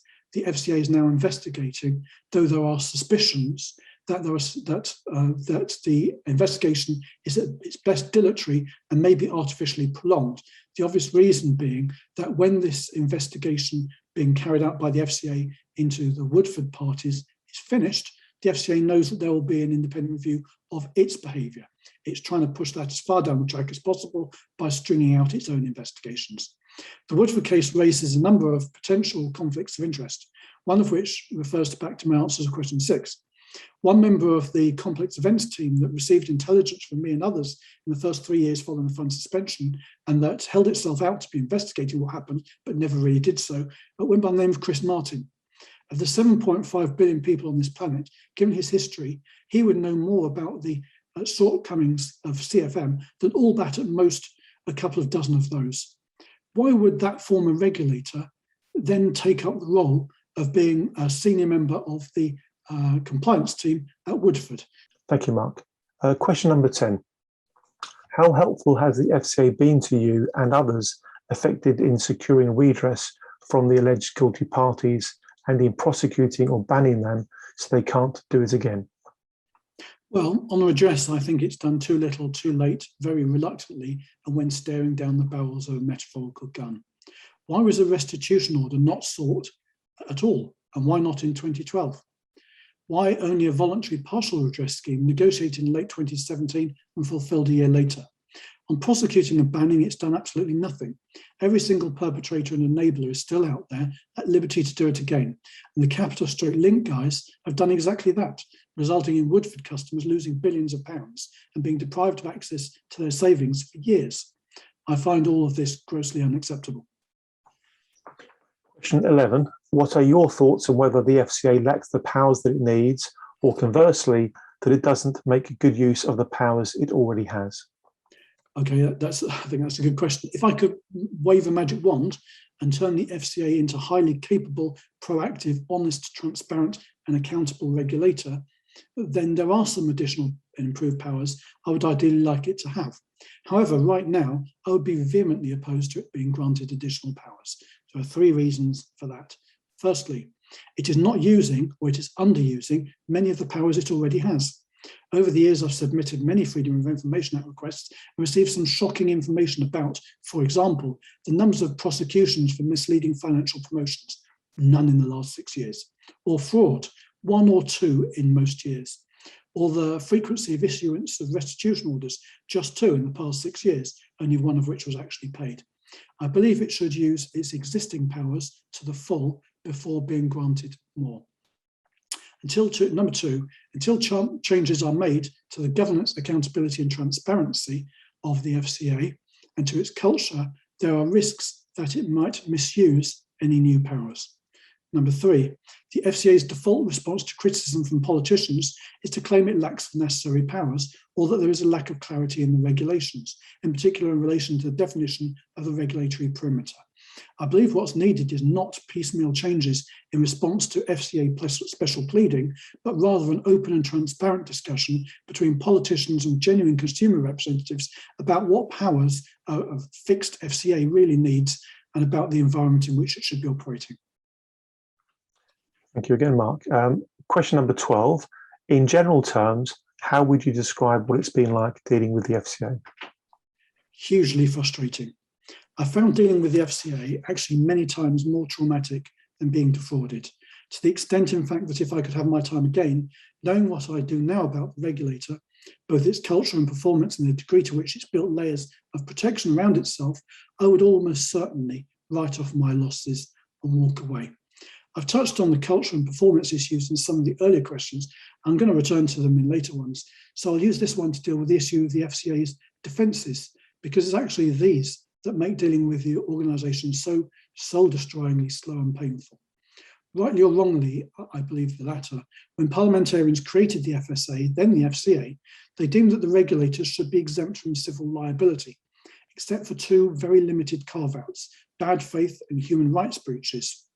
So far as I'm aware, neither of these carve-outs has resulted in successful litigation. It's therefore very difficult, perhaps impossible, to sue the FCA to secure compensation for losses sustained as a result of regulatory failure. Aware of this, Parliament required there to be a complaint scheme that would provide a conduit through which the FCA and other financial regulators would be empowered to pay compensation to those who submitted valid complaints about their actions and inactions. It also required an investigator, that's the phrase used in the Act, to be appointed to whom people could appeal and have their complaints independently investigated if the FCA refused to pay up. I've already spoken about two complaints that I've submitted, and there's a separate question on this topic later, so I won't dwell on those here. Instead, I'll make some general points. Firstly, unfortunately, Parliament entrusted the regulators, principally the FCA, with writing the rules of the scheme and to appoint the Complaints Commissioner. Is that the right decision? I suspect not. Secondly, for 4 years between 2016 and 20, the then Complaints Commissioner, Anthony Townsend, criticised the regulators for setting rules for the scheme that in practice prevented him from recommending compensation in cases of regulatory failure or anything larger than de minimis sums, irrespective of causation. Third, the regulator's response to this was to launch an accelerated consultation exercise in the summer of 2020 into proposed changes to the complaint scheme that would actually codify and formalise these problems rather than remedying them. Transparency Task Force's response, to which I contributed, can be found on its website. We can link to it. Recently, a new commissioner was appointed. She is, to put it mildly, a controversial choice, both because of her colourful private life and backstory, which might reasonably be expected to constrain her ability to secure an equivalent role elsewhere in the public or private sector, and hence may limit her ability to speak up or challenge wrongdoing, and because she is held to have been insufficiently critical of the Financial Ombudsman Service in her previous role of being independent assessor when the FOS was exposed as failing by an addition of dispatches based on whistleblower evidence. The problems identified in that programme were covered up rather than remedied, ultimately resulting in the accumulation of such a huge backlog of complaints that the chief executive of the FOS recently resigned. As things stand, the rules of the complaint scheme mean it cannot be used as a route for investors in the fund to recover from the FCA the shortfall between the recoveries to date and the sums that they've lost. The regulators have twice extended the date by which they expect to publish consultation responses and some new rules. We suspect this is because they know they'll face, or suspect they will face a legal challenge or difficult questions in Parliament, because most of the consumer responses, perhaps most of all of the responses, favour revising the rules so that they become compliant with the law and therefore enable there to be serious redress paid in cases of regulatory failure. The best outcome for those who invested in the fund would be the regulators backing down and turning the complaint scheme into a genuine route for the payment of redress in regulatory failure cases, as Parliament intended. If that happens, I'm confident that Connaught victims will be compensated, whether by the FCA accepting the games up and paying us voluntarily, the Complaints Commissioner overruling it, or us taking the matter to judicial review. The next best would be the FCA being compelled to make the complaint scheme compliant with the law as a result of a judicial review. The worst outcome would be having to decide whether to commence expensive litigation against the FCA with uncertain prospects of success on either the bad faith or human rights breach grounds some 10 years after the fund was originally suspended.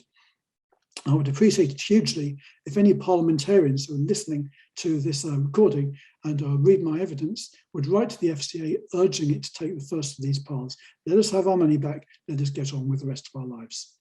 The feeling that the FCA has rigged the rules in its favour is echoed in other fields. other than the issue of redress for regulatory failure. I've discovered that at any one time, the private secretary of the Economic Secretary, the private secretariat of the Economic Secretary to the Treasury contains either one or two seconded FCA employees. While I can't prove that any of these individuals have failed to pass on correspondence that I've sent the various holders of the post over the years, or that they've passed it back to their employer, I also cannot be sure that this hasn't happened. What I do know, which concerns me greatly, is that one former holder of that ministerial office has told a mutual friend that they would have made a different public statement about the fund than they did, had they been more honestly briefed on the issue. During these past 9.5 years, I have had, or tried to have, because they're largely insulated from the public by the staff, FCA secondees included, dealings with almost every economic secretary to Treasury. My take on the office is that most appointed to it genuinely want to do a good job. They come into the role assuming the FCA is a good actor, namely broadly competent and honest, and they discover that the truth is more complex, shortly after which they're moved on. There is the occasional exception, and I suspect that the current incumbent, John Glenn, is an unfortunate outlier. It worries me that he sees himself as a cheerleader for the city and that he is willfully ignoring compelling evidence of misconduct by the industry and its regulator alike. I believe it will be difficult, if not impossible, to remedy the long-standing problems that exist in the sector while he remains in post. I know that the Treasury Committee also normally has a seconded FCA employee on its secretariat. Again, I cannot prove that this has impaired the transmission of correspondence from me or other regulatory failure victims to the committee's members or resulted in the regulator being tipped off, but again, I can't rule it out. I do know that I wrote to the committee in December 2020, urging it to launch an inquiry into the regulation of the fund, similar to the one it conducted for London Capital and Finance, and that I have since provided additional evidence for the need for such an inquiry, but that the issue has not even been discussed by the committee.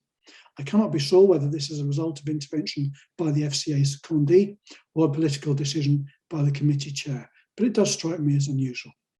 I also know that the FCA is not above misleading, or at least giving misleading impressions to select committees.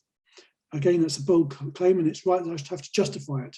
So for now, I'm just going to concentrate on two episodes. In the written version of my evidence, there is a link to an email that I sent to Mel Stride and subsequently forwarded to Stephen Timms, and they're of course the chairs of the Treasury Committee and the Work and Pensions Committee respectively. And they show how Mark Stewart provided diametrically opposed explanations to the two committees to justify the paucity of prosecutions of financial services fraudsters. As for the second, there is a link in my written testimony to an email that I sent to Mel Stride following Megan Butler's evidence session in front of the Treasury Committee about her role in the LCF scandal and the appropriateness or otherwise of her elevation to the role of Executive Director for Transformation at the FCA. While I accept that none of her comments was, so far as I'm aware, an outright lie, I do believe that she created a materially misleading impression when answering a number of questions. I'm very pleased that the committee was critical of her appointment to that role. Finally, for this section, which kind of is talking about the political regime in which the FCA is able to operate, I'm aware of an excellent researcher employed by a hugely supportive Member of Parliament who was approached by the FCA's public affairs team about a potential move to that organisation. They were told that their role would be to, and I quote, "tell us what MPs are being told about us before they get to know about it." The obvious implication being that the job would entail persuading other MPs' staffers to provide tip-offs to the FCA about inbound casework critical to the regulator, while either delaying or preventing it reaching those politicians. These problems extend also to the FCA's governance. Over the years, I've made multiple attempts to interest chairs of the Financial Services Consumer Panel and those of the non-executive directors of the FCA and FSA that were appointed to represent consumer interests about the Connaught case. Their standard response is that they cannot take up individual cases. My response is that the fund affects 2,000 people, not just me, and that it throws up issues impacting more widely on the competence and integrity of the regulator, sadly to no avail. And of course, there is only one nominally consumer panel, but there are 3 industry ones. In short, I've learned the hard way that it's all but impossible for people who suffer as a result of the FCA's many shortcomings to achieve financial redress, whether through litigation or a complaint scheme, despite politicians intending otherwise. It's also exceptionally difficult to achieve traction with senior politicians because messages are filtered through FCA secondees, or the FCA senior team have privileged access and provide a version of events that is at times at best disputed and at worst misleading, or to harness the support of those who are supposed to hold the regulator to account from a consumer perspective. Question number 13, Mark. What is your perception of the culture of the FCA and what do you think about it? Okay, that's a big question. Where to start? Probably by trying to be fair to individual FCA employees, some of whom I know don't deserve what follows. The FCA is an organisation of about 4,500 people. Some of them are extremely capable, I'm sure. Some passionately want to help consumers, I take for granted, and a few may meet both criteria. But even those exceptions are operating within a very specific cultural environment, led by people who have followed a very particular career path and who are subject to very obvious financial incentives. Not long ago, I watched the entirety of Dominic Cummings' evidence to two select committees. He described much of the UK's pandemic response as, quote, lions led by donkeys, a reference to the First World War. This led me to reflect on how I might describe the FCA were I in a similar position, which effectively I am right now. Are the top brass donkeys, meaning stupid but fundamentally harmless? In my view, no. I've already accused them of being high-functioning sociopaths, arguing that most are relatively intelligent but woefully determined to apply their skills to playing fast and loose with facts and regulations to provide cover for not performing their statutory duties. And what are those in the ranks? Are they lions? Well, I don't detect a surfeit of bravery amongst those I've met. Quite the reverse. I describe the majority as depressingly complacent. More than that, they're unbelievably naive, kind of overeducated fools lacking in street smarts who can't spot a fraud or tell when they're being strung along to save their own lives. I therefore describe the FCA as useful idiots led by high-functioning sociopaths. Now, I must say I considered deleting from my written document and not saying in this interview those criticisms, not because I consider them unfair, but because I'm conscious that the FCA could exploit my choice of words to make out that my response, or even the entire exercise, is offensive and vindictive. It has form for this. You might have read Andrew Bailey's comments, I think there's a link in the written version of my evidence, about the 2016 New City Agenda report into the culture of the regulators, which was critical of the FCA.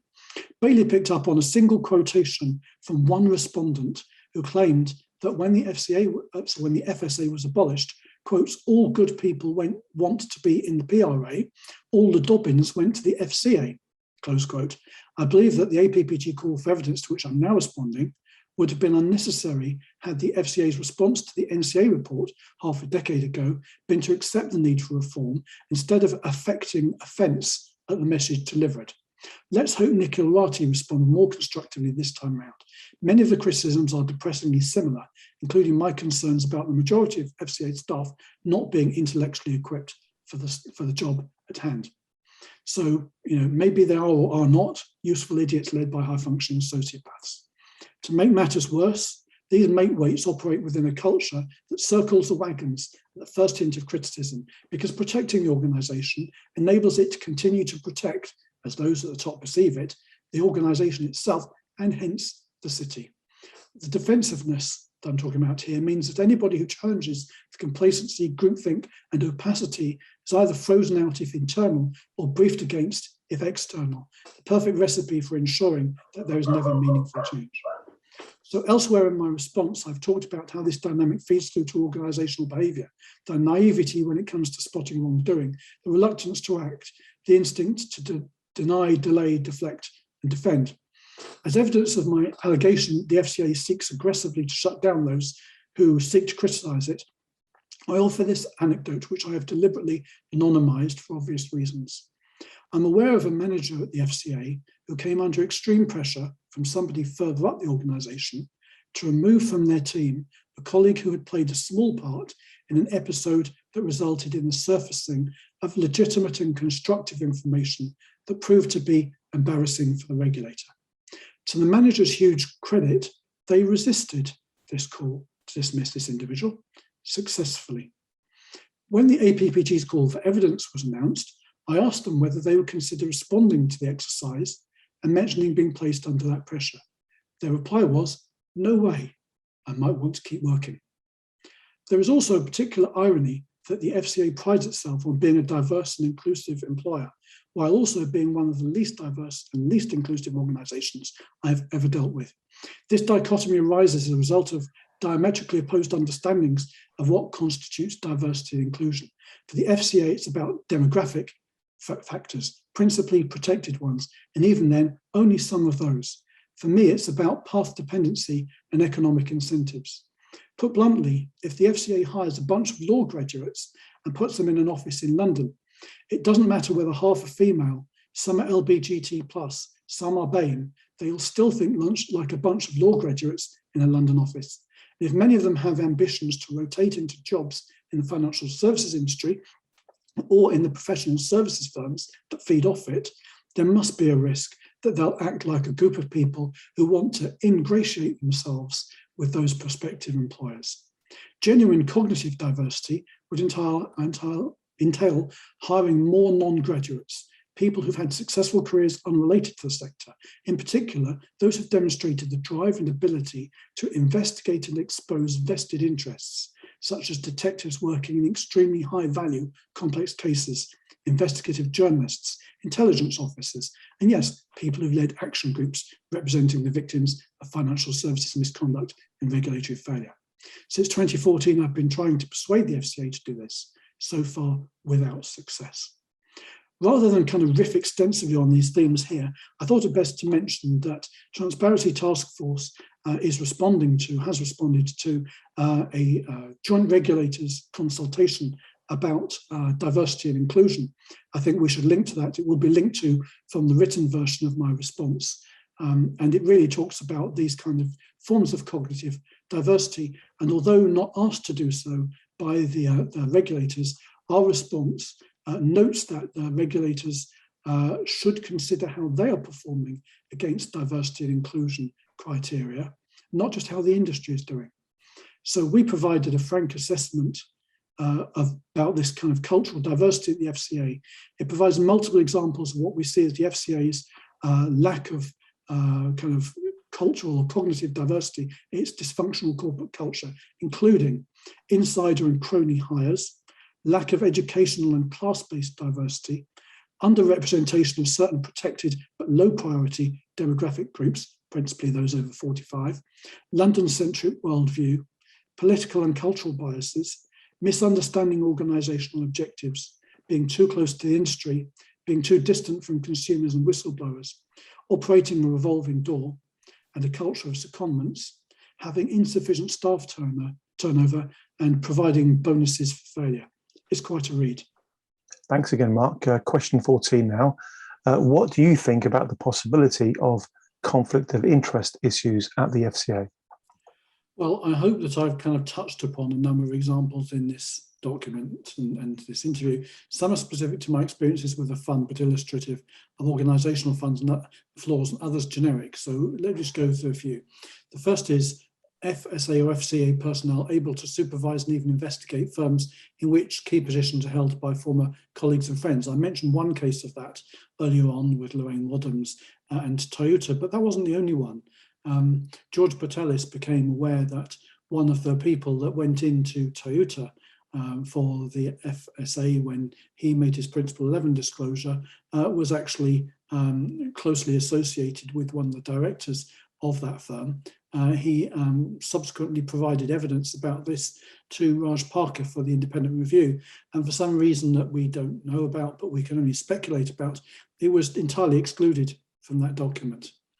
There are inherent tensions involved in being an omni-regulator, which the FCA is for all non-systemically important firms. I've talked about that. Governance structures of the FCA are dominated by people appointed by the FCA or the Treasury. The FCA has control of the complaints scheme and appoints the complaints commissioner, through which this scheme, consumers ought to be able to achieve redress for regulatory failure, but in fact they can't. I've talked about insider and crony hiring, and I've said that there are more evidence, there's more examples of that in the diversity and inclusion consultation response that Transparency Task Force has done. And there are economic incentives presented by the potential for revolving door appointments. To these, I would kind of add another one. It surely cannot be right that when the FCA is accused of regulatory failure so egregious to merit an independent review, that the regulator is allowed to choose who conducts the review, determine what he or she is paid, set the terms of reference and protocols under which he or she operates, require all evidence submitted to be sent to an email address hosted by the FCA, require the reviewer to request all meetings with current and former employees through the FCA, award itself asymmetric Maxwellisation rights, once the report is published as well, to award the reviewer a cushy part-time job without advertising it, briefing it out to search consultants, or considering other candidates for the position. All of these things happened in the case of Connaught, the fund. I have already linked in the main document to my complaint, in which all of the last of these issues is raised, and the final item is included in the insider and crony hire section of the diversity consultation response. Thank you, Mark. Before I go to question 15, could I please invite you just to define for us what you understand the term asymmetric Maxwellisation rights to mean? Thank you. Okay, so Maxwellisation is a legal term that came about because of Robert Maxwell, and I think it was the Pergamon Press case at the end of the 60s. He was criticised by a government report which said he was unfit to be a director of a public company. And he argued that this report was unfair because he hadn't had the criticisms put to him and given an opportunity to comment. And as a result of that, subsequently it became common practice, though it's not a legal right, that when any statutory body intends to criticise an individual or often a firm, it gives them a right to comment beforehand. I think that there is merit in that, but I think that it should ideally take the form of the original criticism being published together with the individual or the firm's response.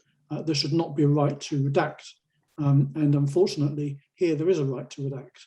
And of course, the problem with that is, if there is a right for one party to say, I think the criticisms that you're making of me are unfair, and I chose you and I'm paying you and you better get rid of them, surely it's right as well that the people who are also stakeholders in this, as in the people whose complaints led to there being a review, should have a right to challenge whether or not those redactions should occur. But we never had that right. Also, and there is the issue of naming. If you have read, and I'm sure you have, Dame Elizabeth Gloucester's report into London Capital and Finance, she names the FCA executives involved, and she is not sparing in her kind of implied criticism of them. Raj Parker, in his Connaught review, he does not name them. He actually names people like George Patelis in the Connaught Action Group, but he doesn't name any of the perpetrators or the regulators. And I have concerns about this. I think that he caved in too easily to representations made during the Maxwellisation process, and I think he should have stood his ground. And Dame Gloucester actually criticised publicly the FCA for wanting to redact these names. And actually Andrew Bailey caught quite a lot of the criticism himself for his role in that. Thank you for clarifying that, Mark. Thank you. So question 15 is actually a cluster of related questions, so I'll share them all with you now. Question 15, have you ever complained officially about the FCA? If so, to whom? What happened and how do you feel about what happened? What feedback, if any, have you had about your complaint? How helpful was the feedback? How long has it taken for your complaint to be processed? So several questions there all in one. If you can deal with those, Mark, that would be great. Thank you. Okay, well, thank you. I mean, so far I've mentioned in passing 2 complaints. The first, which was about Randall and Bailey trying to rig the Parker review and trying to block genuine reform retrospectively, resulted in a determination which I've linked to from the kind of main document that I'm submitting. And the FCA, strangely in this particular case, agreed not to provide its own decision notice first, but to allow the matter to go straight to the Complaints Commissioner. Complaints Commissioner upheld part of my complaint, but not the other part. The second complaint I referred to in passing was about the FCA's misleading and false claims to the effect that investors in the fund are harbouring no unremedied losses. That has so far resulted in the decision letter from the FCA, again linked to from the document, which says, well, forget it, what we said was consistent with what we said in 2017, and therefore it must be true. Now, I have yet to decide whether to appeal the latter to the Complaints Commission or go straight to judicial review, but either way, I'm certainly not going to let it rest. Both complaints took much longer than the scheme rules would suggest to be dealt with. It seems that the rules preventing the payment of redress to consumers when there's been regulatory failure are enforced to the hilt, whereas those on the regulator and the commissioner about timeliness of response are more honoured in the breach. That's another asymmetry that concerns me. In respect of my first complaint about the control of the Parker review, preventing it from being transparent, exercise and establishing the truth, that the FCA has blocked reform, I believe subsequent events have vindicated my concerns. The Parker report is less than a quarter of the length of the Gloucester one, despite covering a longer time frame. He capitulated, as I've mentioned, to FCA lobbying to remove the names of the accountable executives, whereas Gloucester didn't capitulate, and she actually criticised those officers for making those representations. Parker claims not to find evidence of bad faith or cover-up, despite the compelling mathematical argument which I've shared with him that it must have happened. He excluded late evidence presented by George Patelis, that a member of the FCA team investigating his Principle 11 disclosures about Toyota had a close familiarity link to a director of that firm, which I mentioned in passing. And shamefully, once the fuss died down following the report's publication, Parker was given by the FCA what looks very much like a thank you job, a cushy part-time sinecure as a senior legal advisor, and a role that was never advertised or briefed out to search consultants, and for which no other candidates were considered. I should add, I know all of these things to be true because I submitted a Freedom of Information request, and that was the result. One observation I think is often overlooked about the complaint scheme is that the Financial Services Act 2012 requires the regulators to appoint, quote, an investigator, whereas the commissioner is empowered only to conduct, quote, a paper-based review, which does not extend to interviewing any of the parties or to a search for or of primary evidence. The regulator sees and can challenge the entirety of the complainant's complaint and evidence, whereas the complainant is never afforded a symmetrical opportunity to see and challenge evidence put forward by the regulator, the respondent. Again, it seems to me that that is not just. Question 16. Overall, what has been the consequences to you and, if relevant, to your family as a result of what happened? Well, the financial cost, and I'm talking here about, not just what I've lost so far in income, but probably what I will lose in the remainder of my working life, is many millions of pounds. It really is life-changing. But actually, the emotional cost is incalculable. I'll just talk you through a few of the low points. A few years ago, one of the minor perpetrators, one of the individuals at Connaught Asset Management Limited, Alistair Maudsley, he committed suicide. Not only did he do that, but he emailed me and a great many other people publicly blaming me for his decision to do so. It was even his original intention to commit suicide outside my house. It's only because the street's too busy that he decided to go and do it at a nearby beauty spot. I had to sell a much-loved holiday home in order to provide myself with liquidity so I could afford to keep continuing the fight. For many years, one of the investors in the fund used to phone me up periodically, kind of begging me really to get the matter resolved before he died, because he knew he had terminal cancer. And he didn't want his daughter, a single parent with a disabled child, to have to deal with it once he'd gone. Unfortunately, I was unable to deliver for him. And very recently, this summer, one of my fellow members of the Liquidators Committee on Connaught and somebody who's been active in the action group, Charles Rodbourne, passed away after a long fight with cancer. Charles was a particularly positive, engaging, and supportive ally and an exceptionally decent and principled man. I believe the matter really should have been fully resolved long before his passing. And everything I do now in relation to this is really in his memory. On a personal level, the pain caused to me by the FCA arises from a combination of anger at its failure to prevent, stop and remedy what happened with the fund, its refusal to kind of fess up and pay up when banged to rights, and perhaps worst of all, its shameless playing fast and loose with the truth to dodge the day of reckoning in which it's either abolished or made subject to radical, externally imposed and externally verified reform. They really are slimy operators at the top of that organisation. in recent years, I've done a lot of work to help other victims in regulatory failure cases. You know, I've learned a certain amount along the way, and I share with people what I have picked up. And the most upsetting aspect of that work is the fact that I knew that their cases were going to happen, in the sense that I was fully aware of the problems with the regulator that makes misconduct so easy to perpetrate and so unlikely to be detected, stopped, or remedied. But I've been unable to persuade the FCA or politicians to do anything to change the state of affairs so others don't have to suffer as I have done. On some level, that's a failure for which I blame myself. Obviously, I blame them, but at the same time, you know, could I have done things differently in order that those people would have done the right thing, you know, by now? And I have to say, this is not merely a historical problem.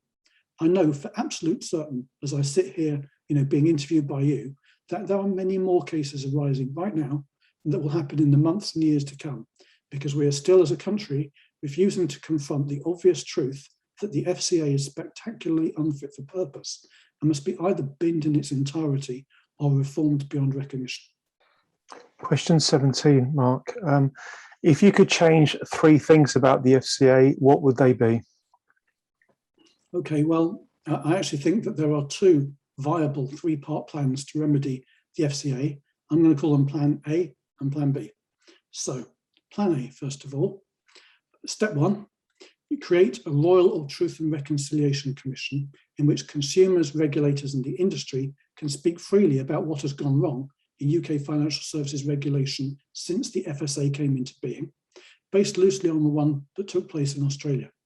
The focus should be on providing financial redress to the victims, removing the perpetrators and enablers from the industry and its regulator, and identifying the optimum structure and powers for any future regulator. Step 2, abolish the FCA. Step 3, create a new regulator, or perhaps 2. Prudential regulation of non-systemically important firms would either go to the PRA or to a new body, and conduct regulation across the board would move to a new conduct regulator.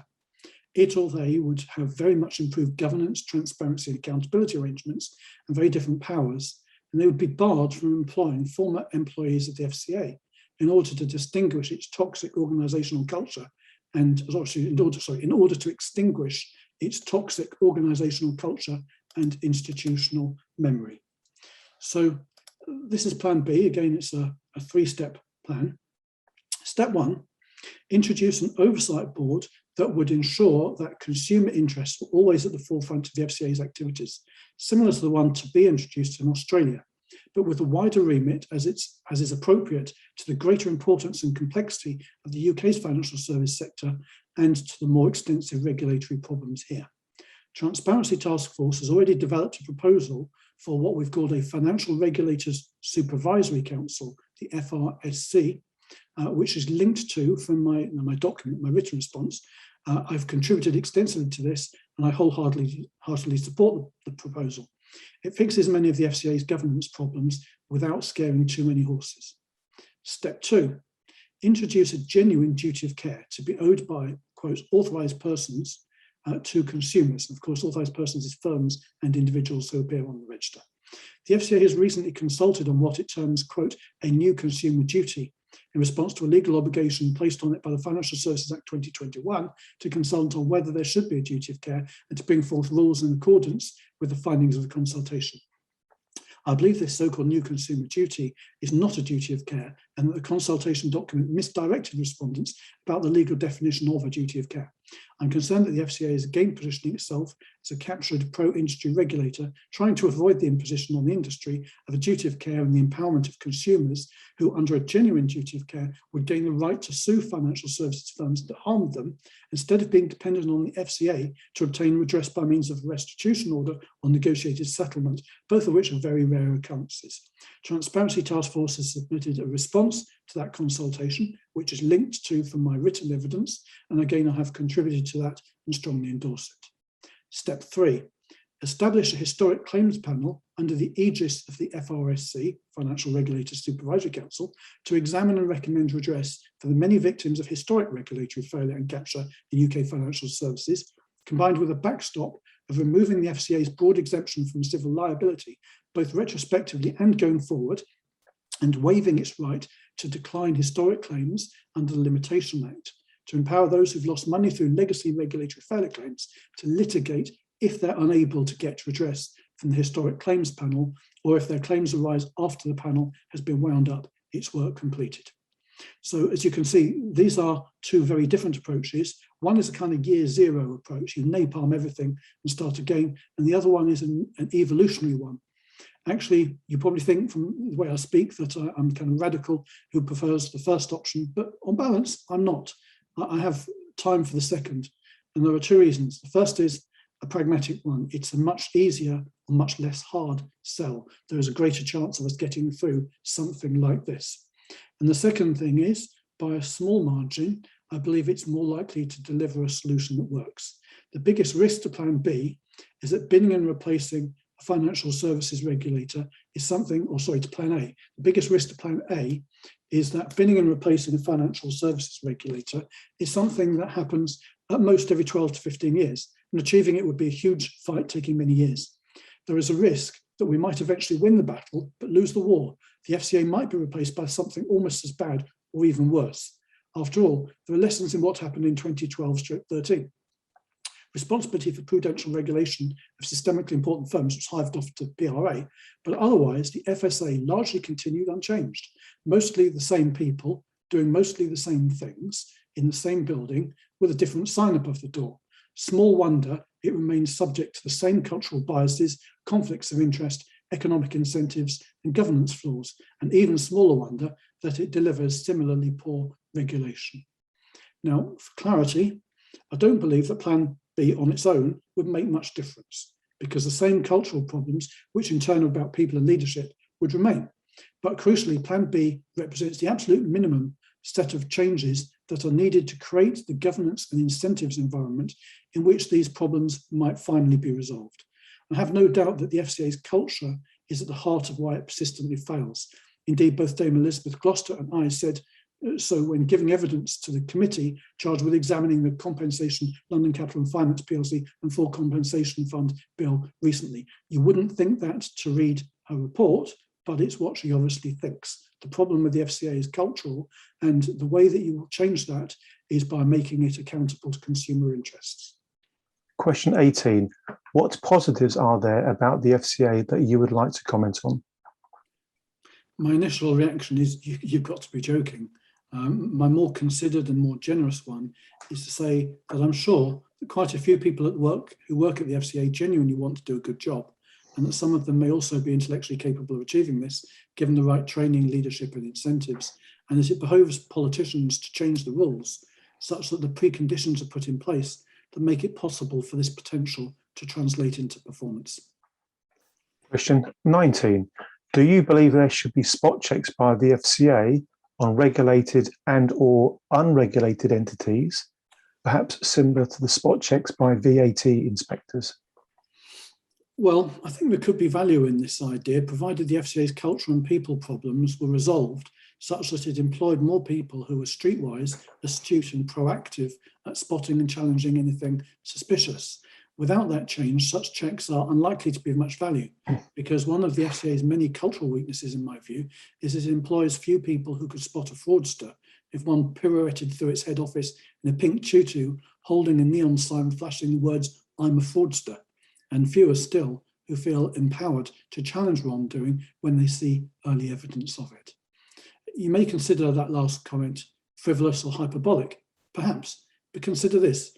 Dame Gloucester, a sober QC, told the Treasury Committee that such were the problems at the FCA during the LCF era, which is relatively recent. I've seen no evidence that the claim transformation programme will change this, that even if one of the hundreds of alerts about the firm received by the FCA's call centre had been escalated into supervision, in all probability, it would not have been identified as a red flag, and consequently nothing would have been done about it. Is it credible that literally hundreds of consumer inquiries, out of those many, not one of them made it out of the call centre? Or is it more likely that concerns were escalated, but no action was taken, and that the FCA concealed this from Gloucester because it was easier to blame lonely call centre operatives than supervision? I honestly don't know the answer to this question, but again, just like you would never toss a coin 40 times in a row and have it come up tails every time. It seems to me surprising that literally hundreds of calls would have gone into the call centre about LCF, and not one of them, even accidentally, would have filtered through to supervision and somebody who had the power to do something about it. Question 20. The FCA is undertaking a transformation project. Do you have any comments to make about that? I do, and I think the best way to answer the question is to set out what I think a satisfactory transformation project would look like, then to consider to what extent the one currently underway at the FCA meets that description. So when we're talking about question 17, I set out two approaches to fixing the FCA, plans A and B. Both share three common characteristics. First, there's a genuine recognition that the FCA has failed consumers and that these failures have been widespread and have occurred over many years. This recognition must be not just rhetoric, it must be backed up by full financial redress for those who've suffered loss as a result and unambiguous civil liability going forward. Second, change is not merely operational. The regulator's governance, accountability, staffing and culture are also changed beyond recognition. Third, the lunatics are not in charge of the asylum or the convicts of the prison. The job of fixing the situation is taken out of the hands of those who caused the problems and handed to other stakeholders, especially consumers. In short, plans A and B would genuinely transform financial services regulation in the UK and therefore merit the term transformation.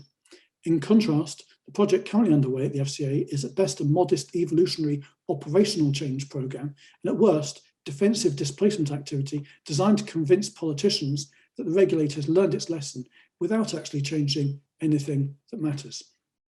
I suspect that the latter is the more accurate description, and I have three reasons for that. First is Nikhil Rathi promoted Megan Butler to the newly created role of Executive Director for Transformation without advertising the role externally, briefing it out to search consultants, or even considering more than one internal candidate. I know this from the Freedom of Information response. Butler was named in the Gloucester report as one of the executives responsible for what went wrong with LCF. Had Parker not caved into FCA representations to omit names, I believe she would have featured prominently in his report too. Certainly I had dealings with her. I supplied this FOI response to the Treasury Committee, which quizzed Rathi and John Glenn about the appointment. I'm pleased that its final report into the matter was highly critical of the appointment.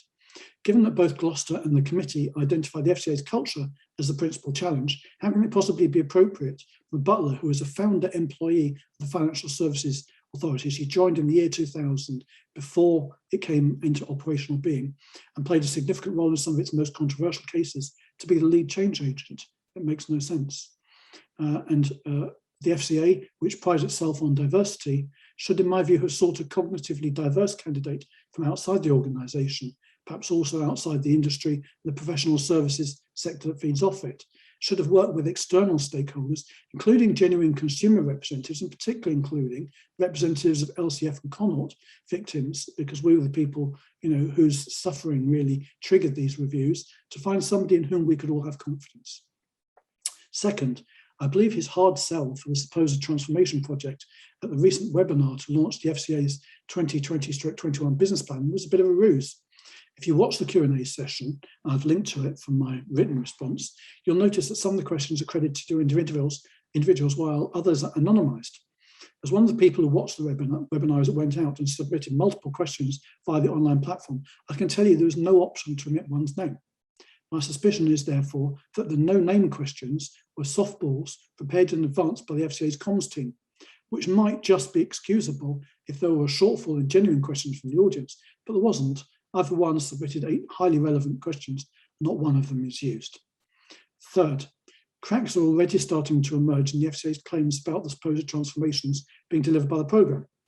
In Transparency Task Force's response to the recent diversity consultation, we demonstrate that the execution of the, quotes, in confidence, with confidence whistleblowing initiative is already failing due to unremedied and destructive groupthink near the very top of the organisation.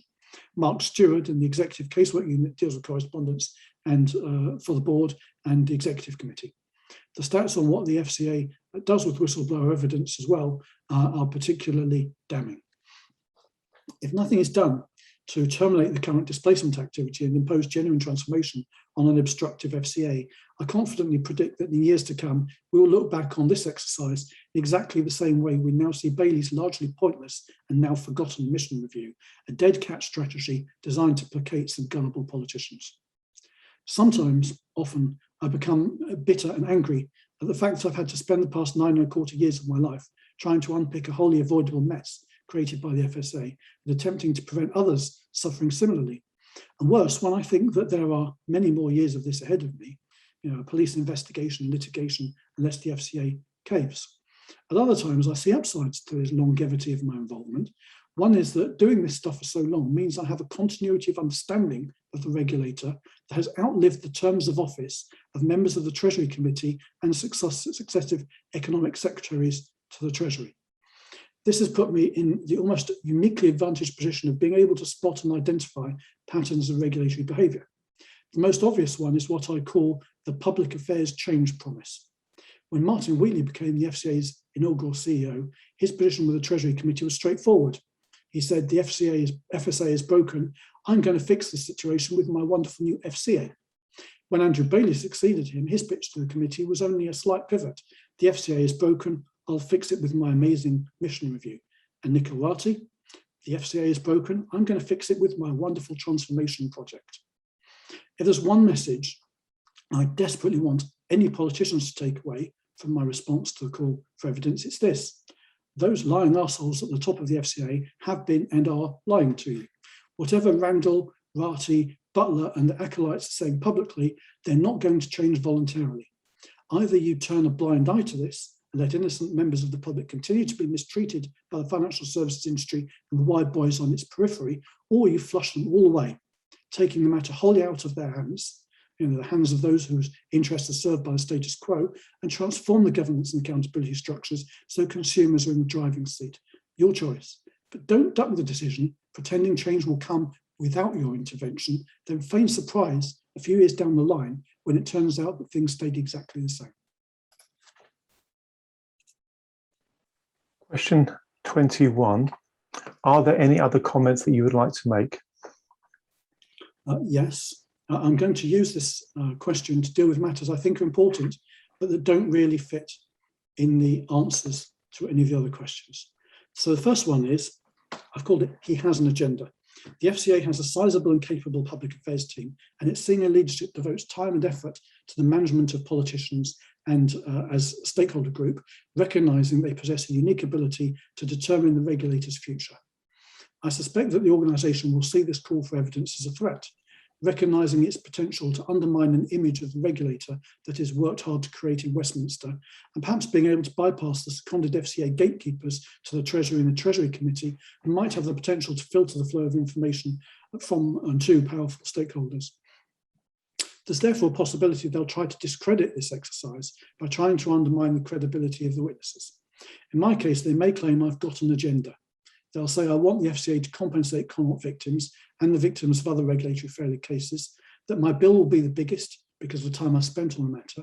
They want the FCA to adopt my proposals for reforming the organisation, engaging me to either oversee or implement. These claims are all true. So what? Why wouldn't I want the victims to be compensated, myself very much included? What kind of campaigner would I be if I didn't have constructive proposals for reform and want to ensure that they would genuinely be put in place? For clarity, I don't seek any more compensation than the sum I've lost, and if fully compensated, I would not expect to be paid for any oversight role in respect of any change programme. Second thing they might say about me is, he's an extremist.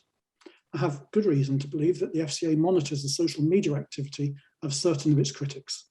I may or may not be amongst those tracked. If I am, the FCA may attempt to portray me as some kind of political extremist, and by implication, a crank whose views can be dismissed. For the avoidance of doubt, I am a red Tory populist, communitarian, and a Leave voter. If you follow opinion polls, you'll know that my belief set is shared by many British voters, perhaps even the majority. In the bubble in which the FCA operates, these may be outlier views, but in the nation, they are not. Third thing they could say is, he's a conspiracy theorist. And in responding to the call for evidence, I've tried very hard to signal carefully where I'm making assertions of fact, where I'm expressing opinions, and where I'm floating hypotheses. The FCA might alight upon one or two of the hypotheses and claim I'm some kind of tinfoil hat merchant, making unsubstantiated allegations. If so, this is grossly unfair.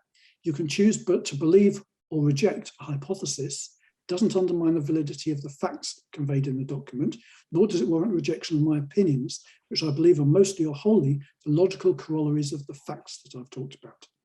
Incidentally, if any reader of this document or person watching this, this video interview wants to question the accuracy of any statement in this document that I present as fact, but is not fully substantiated within it, they're welcome to contact me and I will endeavour to do so.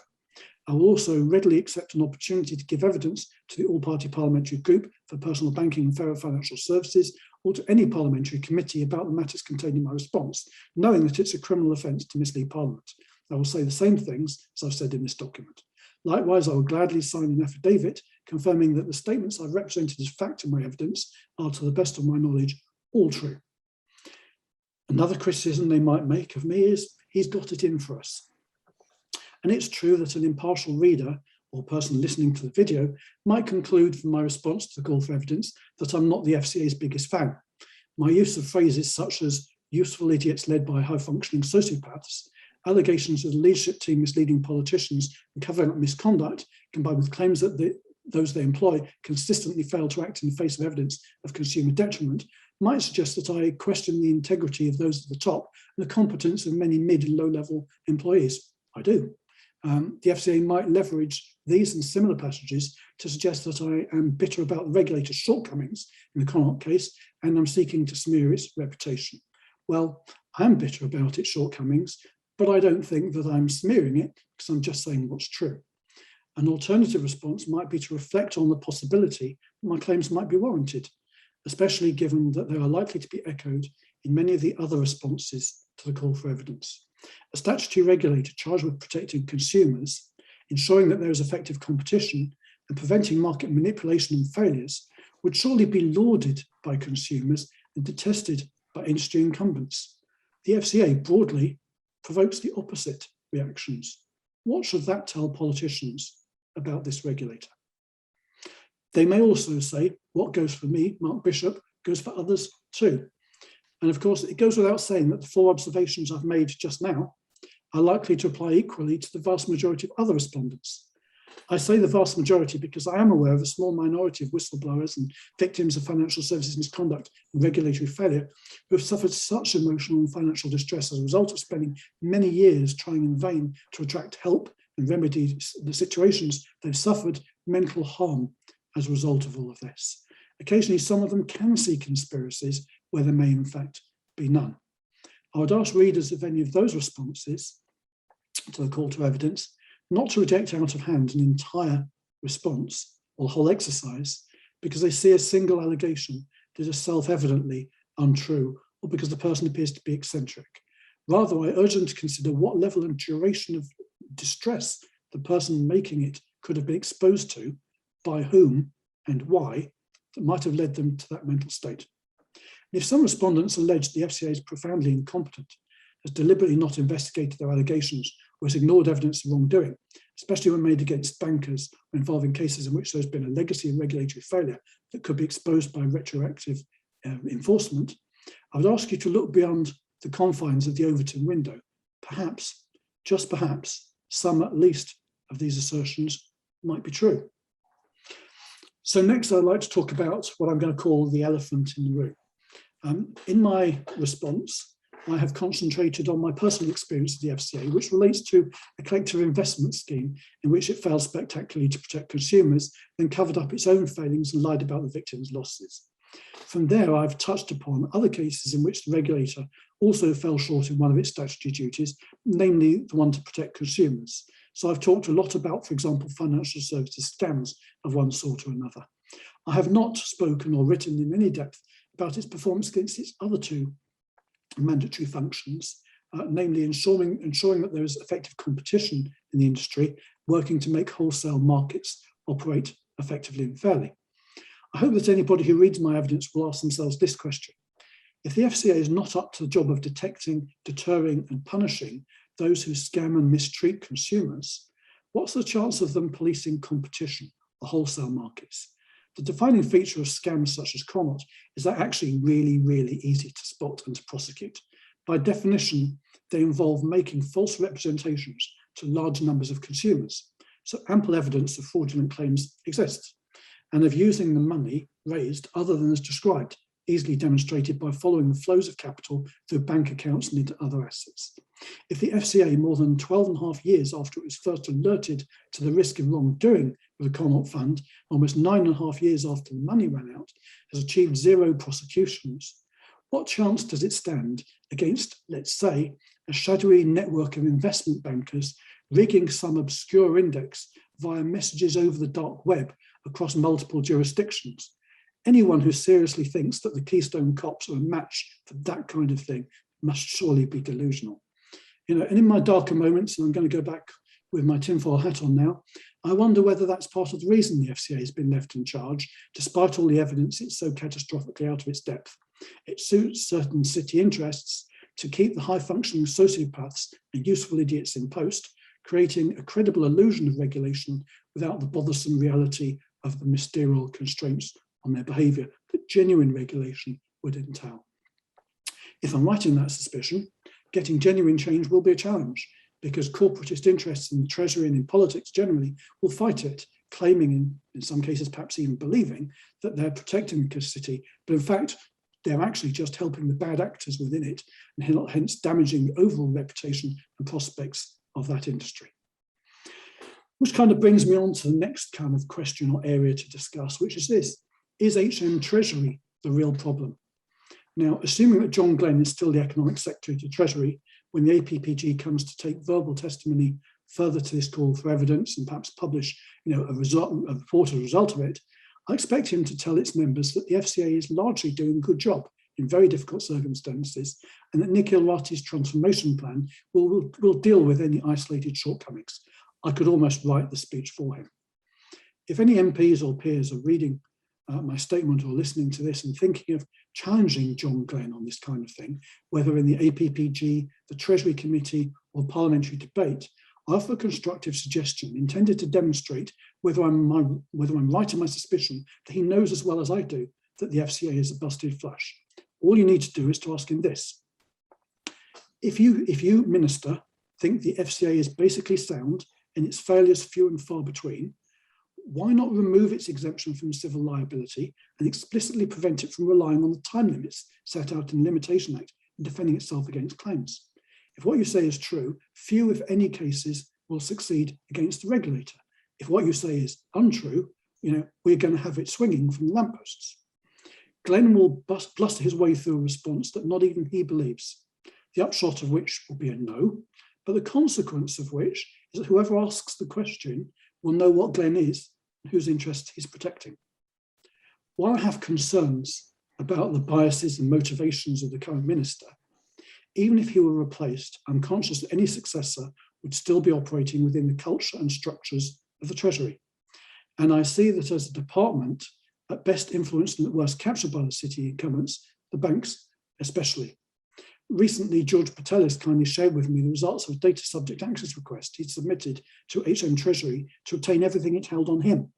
One of the patterns that most disturbed but least surprised me is the extent to which there had been liaison between HMT and the FCA when ministers from the former were expected to respond to questions and debates in Parliament and response from MPs about Connaught. Those same ministers who are accepting guidance from the FCA on how to respond to these questions are people who would refuse to meet with George and with me. On the most literal level, they choose to hear only one side of the story.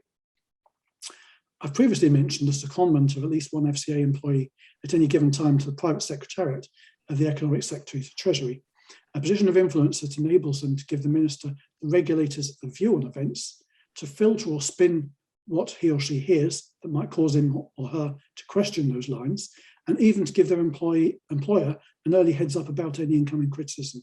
However could that be deemed acceptable? If we're going to give British citizens a financial services regulation system that protects their interests, I think all of this stuff's going to have to change. We need to replace the unofficial behind closed doors links between the FCA, the Treasury and the city with statutory, democratic, consumer-oriented accountability. We've got to shine some sunlight on what's going on. The irony is that this would actually be in the interest of the financial services industry as a whole, even if it might ruffle a few feathers in the boardrooms of the big banks. Why? Because the widespread and well-founded suspicion among consumers and small business owners that the industry and the scammers on its periphery will treat them badly and that the regulator won't help them is causing many to avoid the sector in ways that might well benefit themselves, the industry, and the wider economy. That's a classic deadweight lost for the society, the financial services sector included.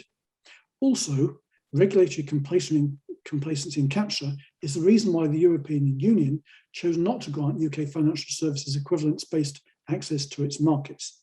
I know this because I provided the EU Commission with a dossier early this year demonstrating the shortcomings of the UK's regulatory regime, asking it not to grant equivalence. While I don't pretend that this evidence proved decisive, the EU wanted to deny equivalence for its own reasons. I do believe it provided an evidence base for that decision to happen. Some may question why I did this. Was it out of spite? No, I did it for two reasons. First, I wanted to protect EU consumers from bad actors in our industry. Let's face it, the regulator won't. And second, I believe it's vital that the industry bears some of the costs of regulatory failure because it has more influence than we do as consumers. And if the honest majority in the sector realise they have more to gain from effective regulation than from the complacent and captured variety, they will align with us in calling for the situation to be remedied. So that's that bit dealt with. Next section, George Patelis matters very much. I mentioned George Patelis a number of times in this response. Not only did he make a series of Principle 11 disclosures to the FSA, but he also became a whistleblower to the fund's action group, providing us with access to vital evidence, which we used eventually to bully the FCA into negotiating the partial redress payment from Capita Financial Managers. I understand that George will provide his own testimony to this call for evidence using the question set designed for whistleblowers. I urge you to place plenty of weight on it. Having known him for more than 9 years now, I can assure you that he is a highly intelligent individual of great personal integrity. You may be tempted to dismiss as incredible some of his allegations, which point to the FSA deliberately setting out to allow Toyota to continue to trade and dissipate the fund's money, but I would gladly swear under oath that everything he tells you is true. Like many whistleblowers, George has suffered a huge emotional and financial toll as a result of doing the right thing, made worse by the regulator not just ignoring his evidence, but subsequently outing him publicly and even blaming him for its own decision not to involve the police when it was blatantly obvious that criminality was occurring and that the fund's investors' money was being appropriated.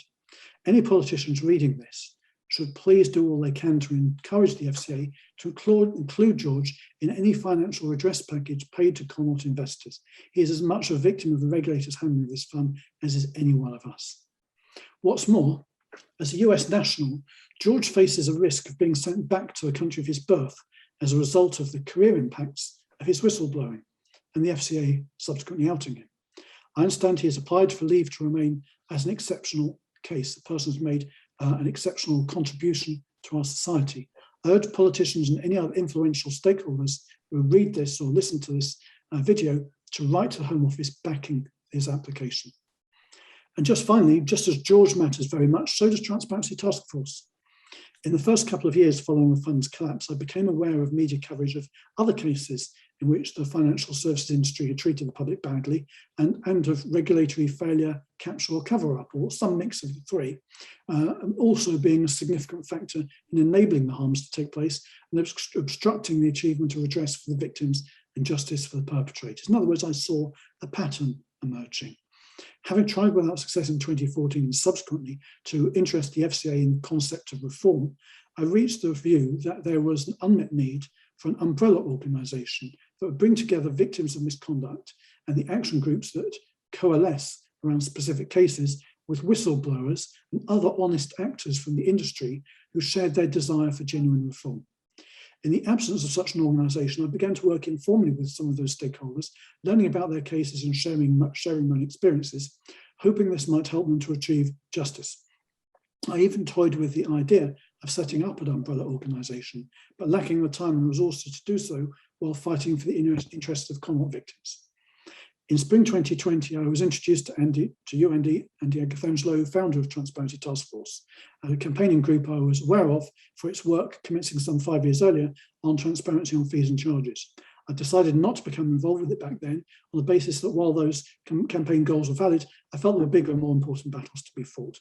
By the time I was introduced to Andy, the group had reached the same conclusion, having evolved to challenge all aspects of how financial services treat consumers, its mission statement being to promote the ongoing reform of the financial sector so that it serves society better.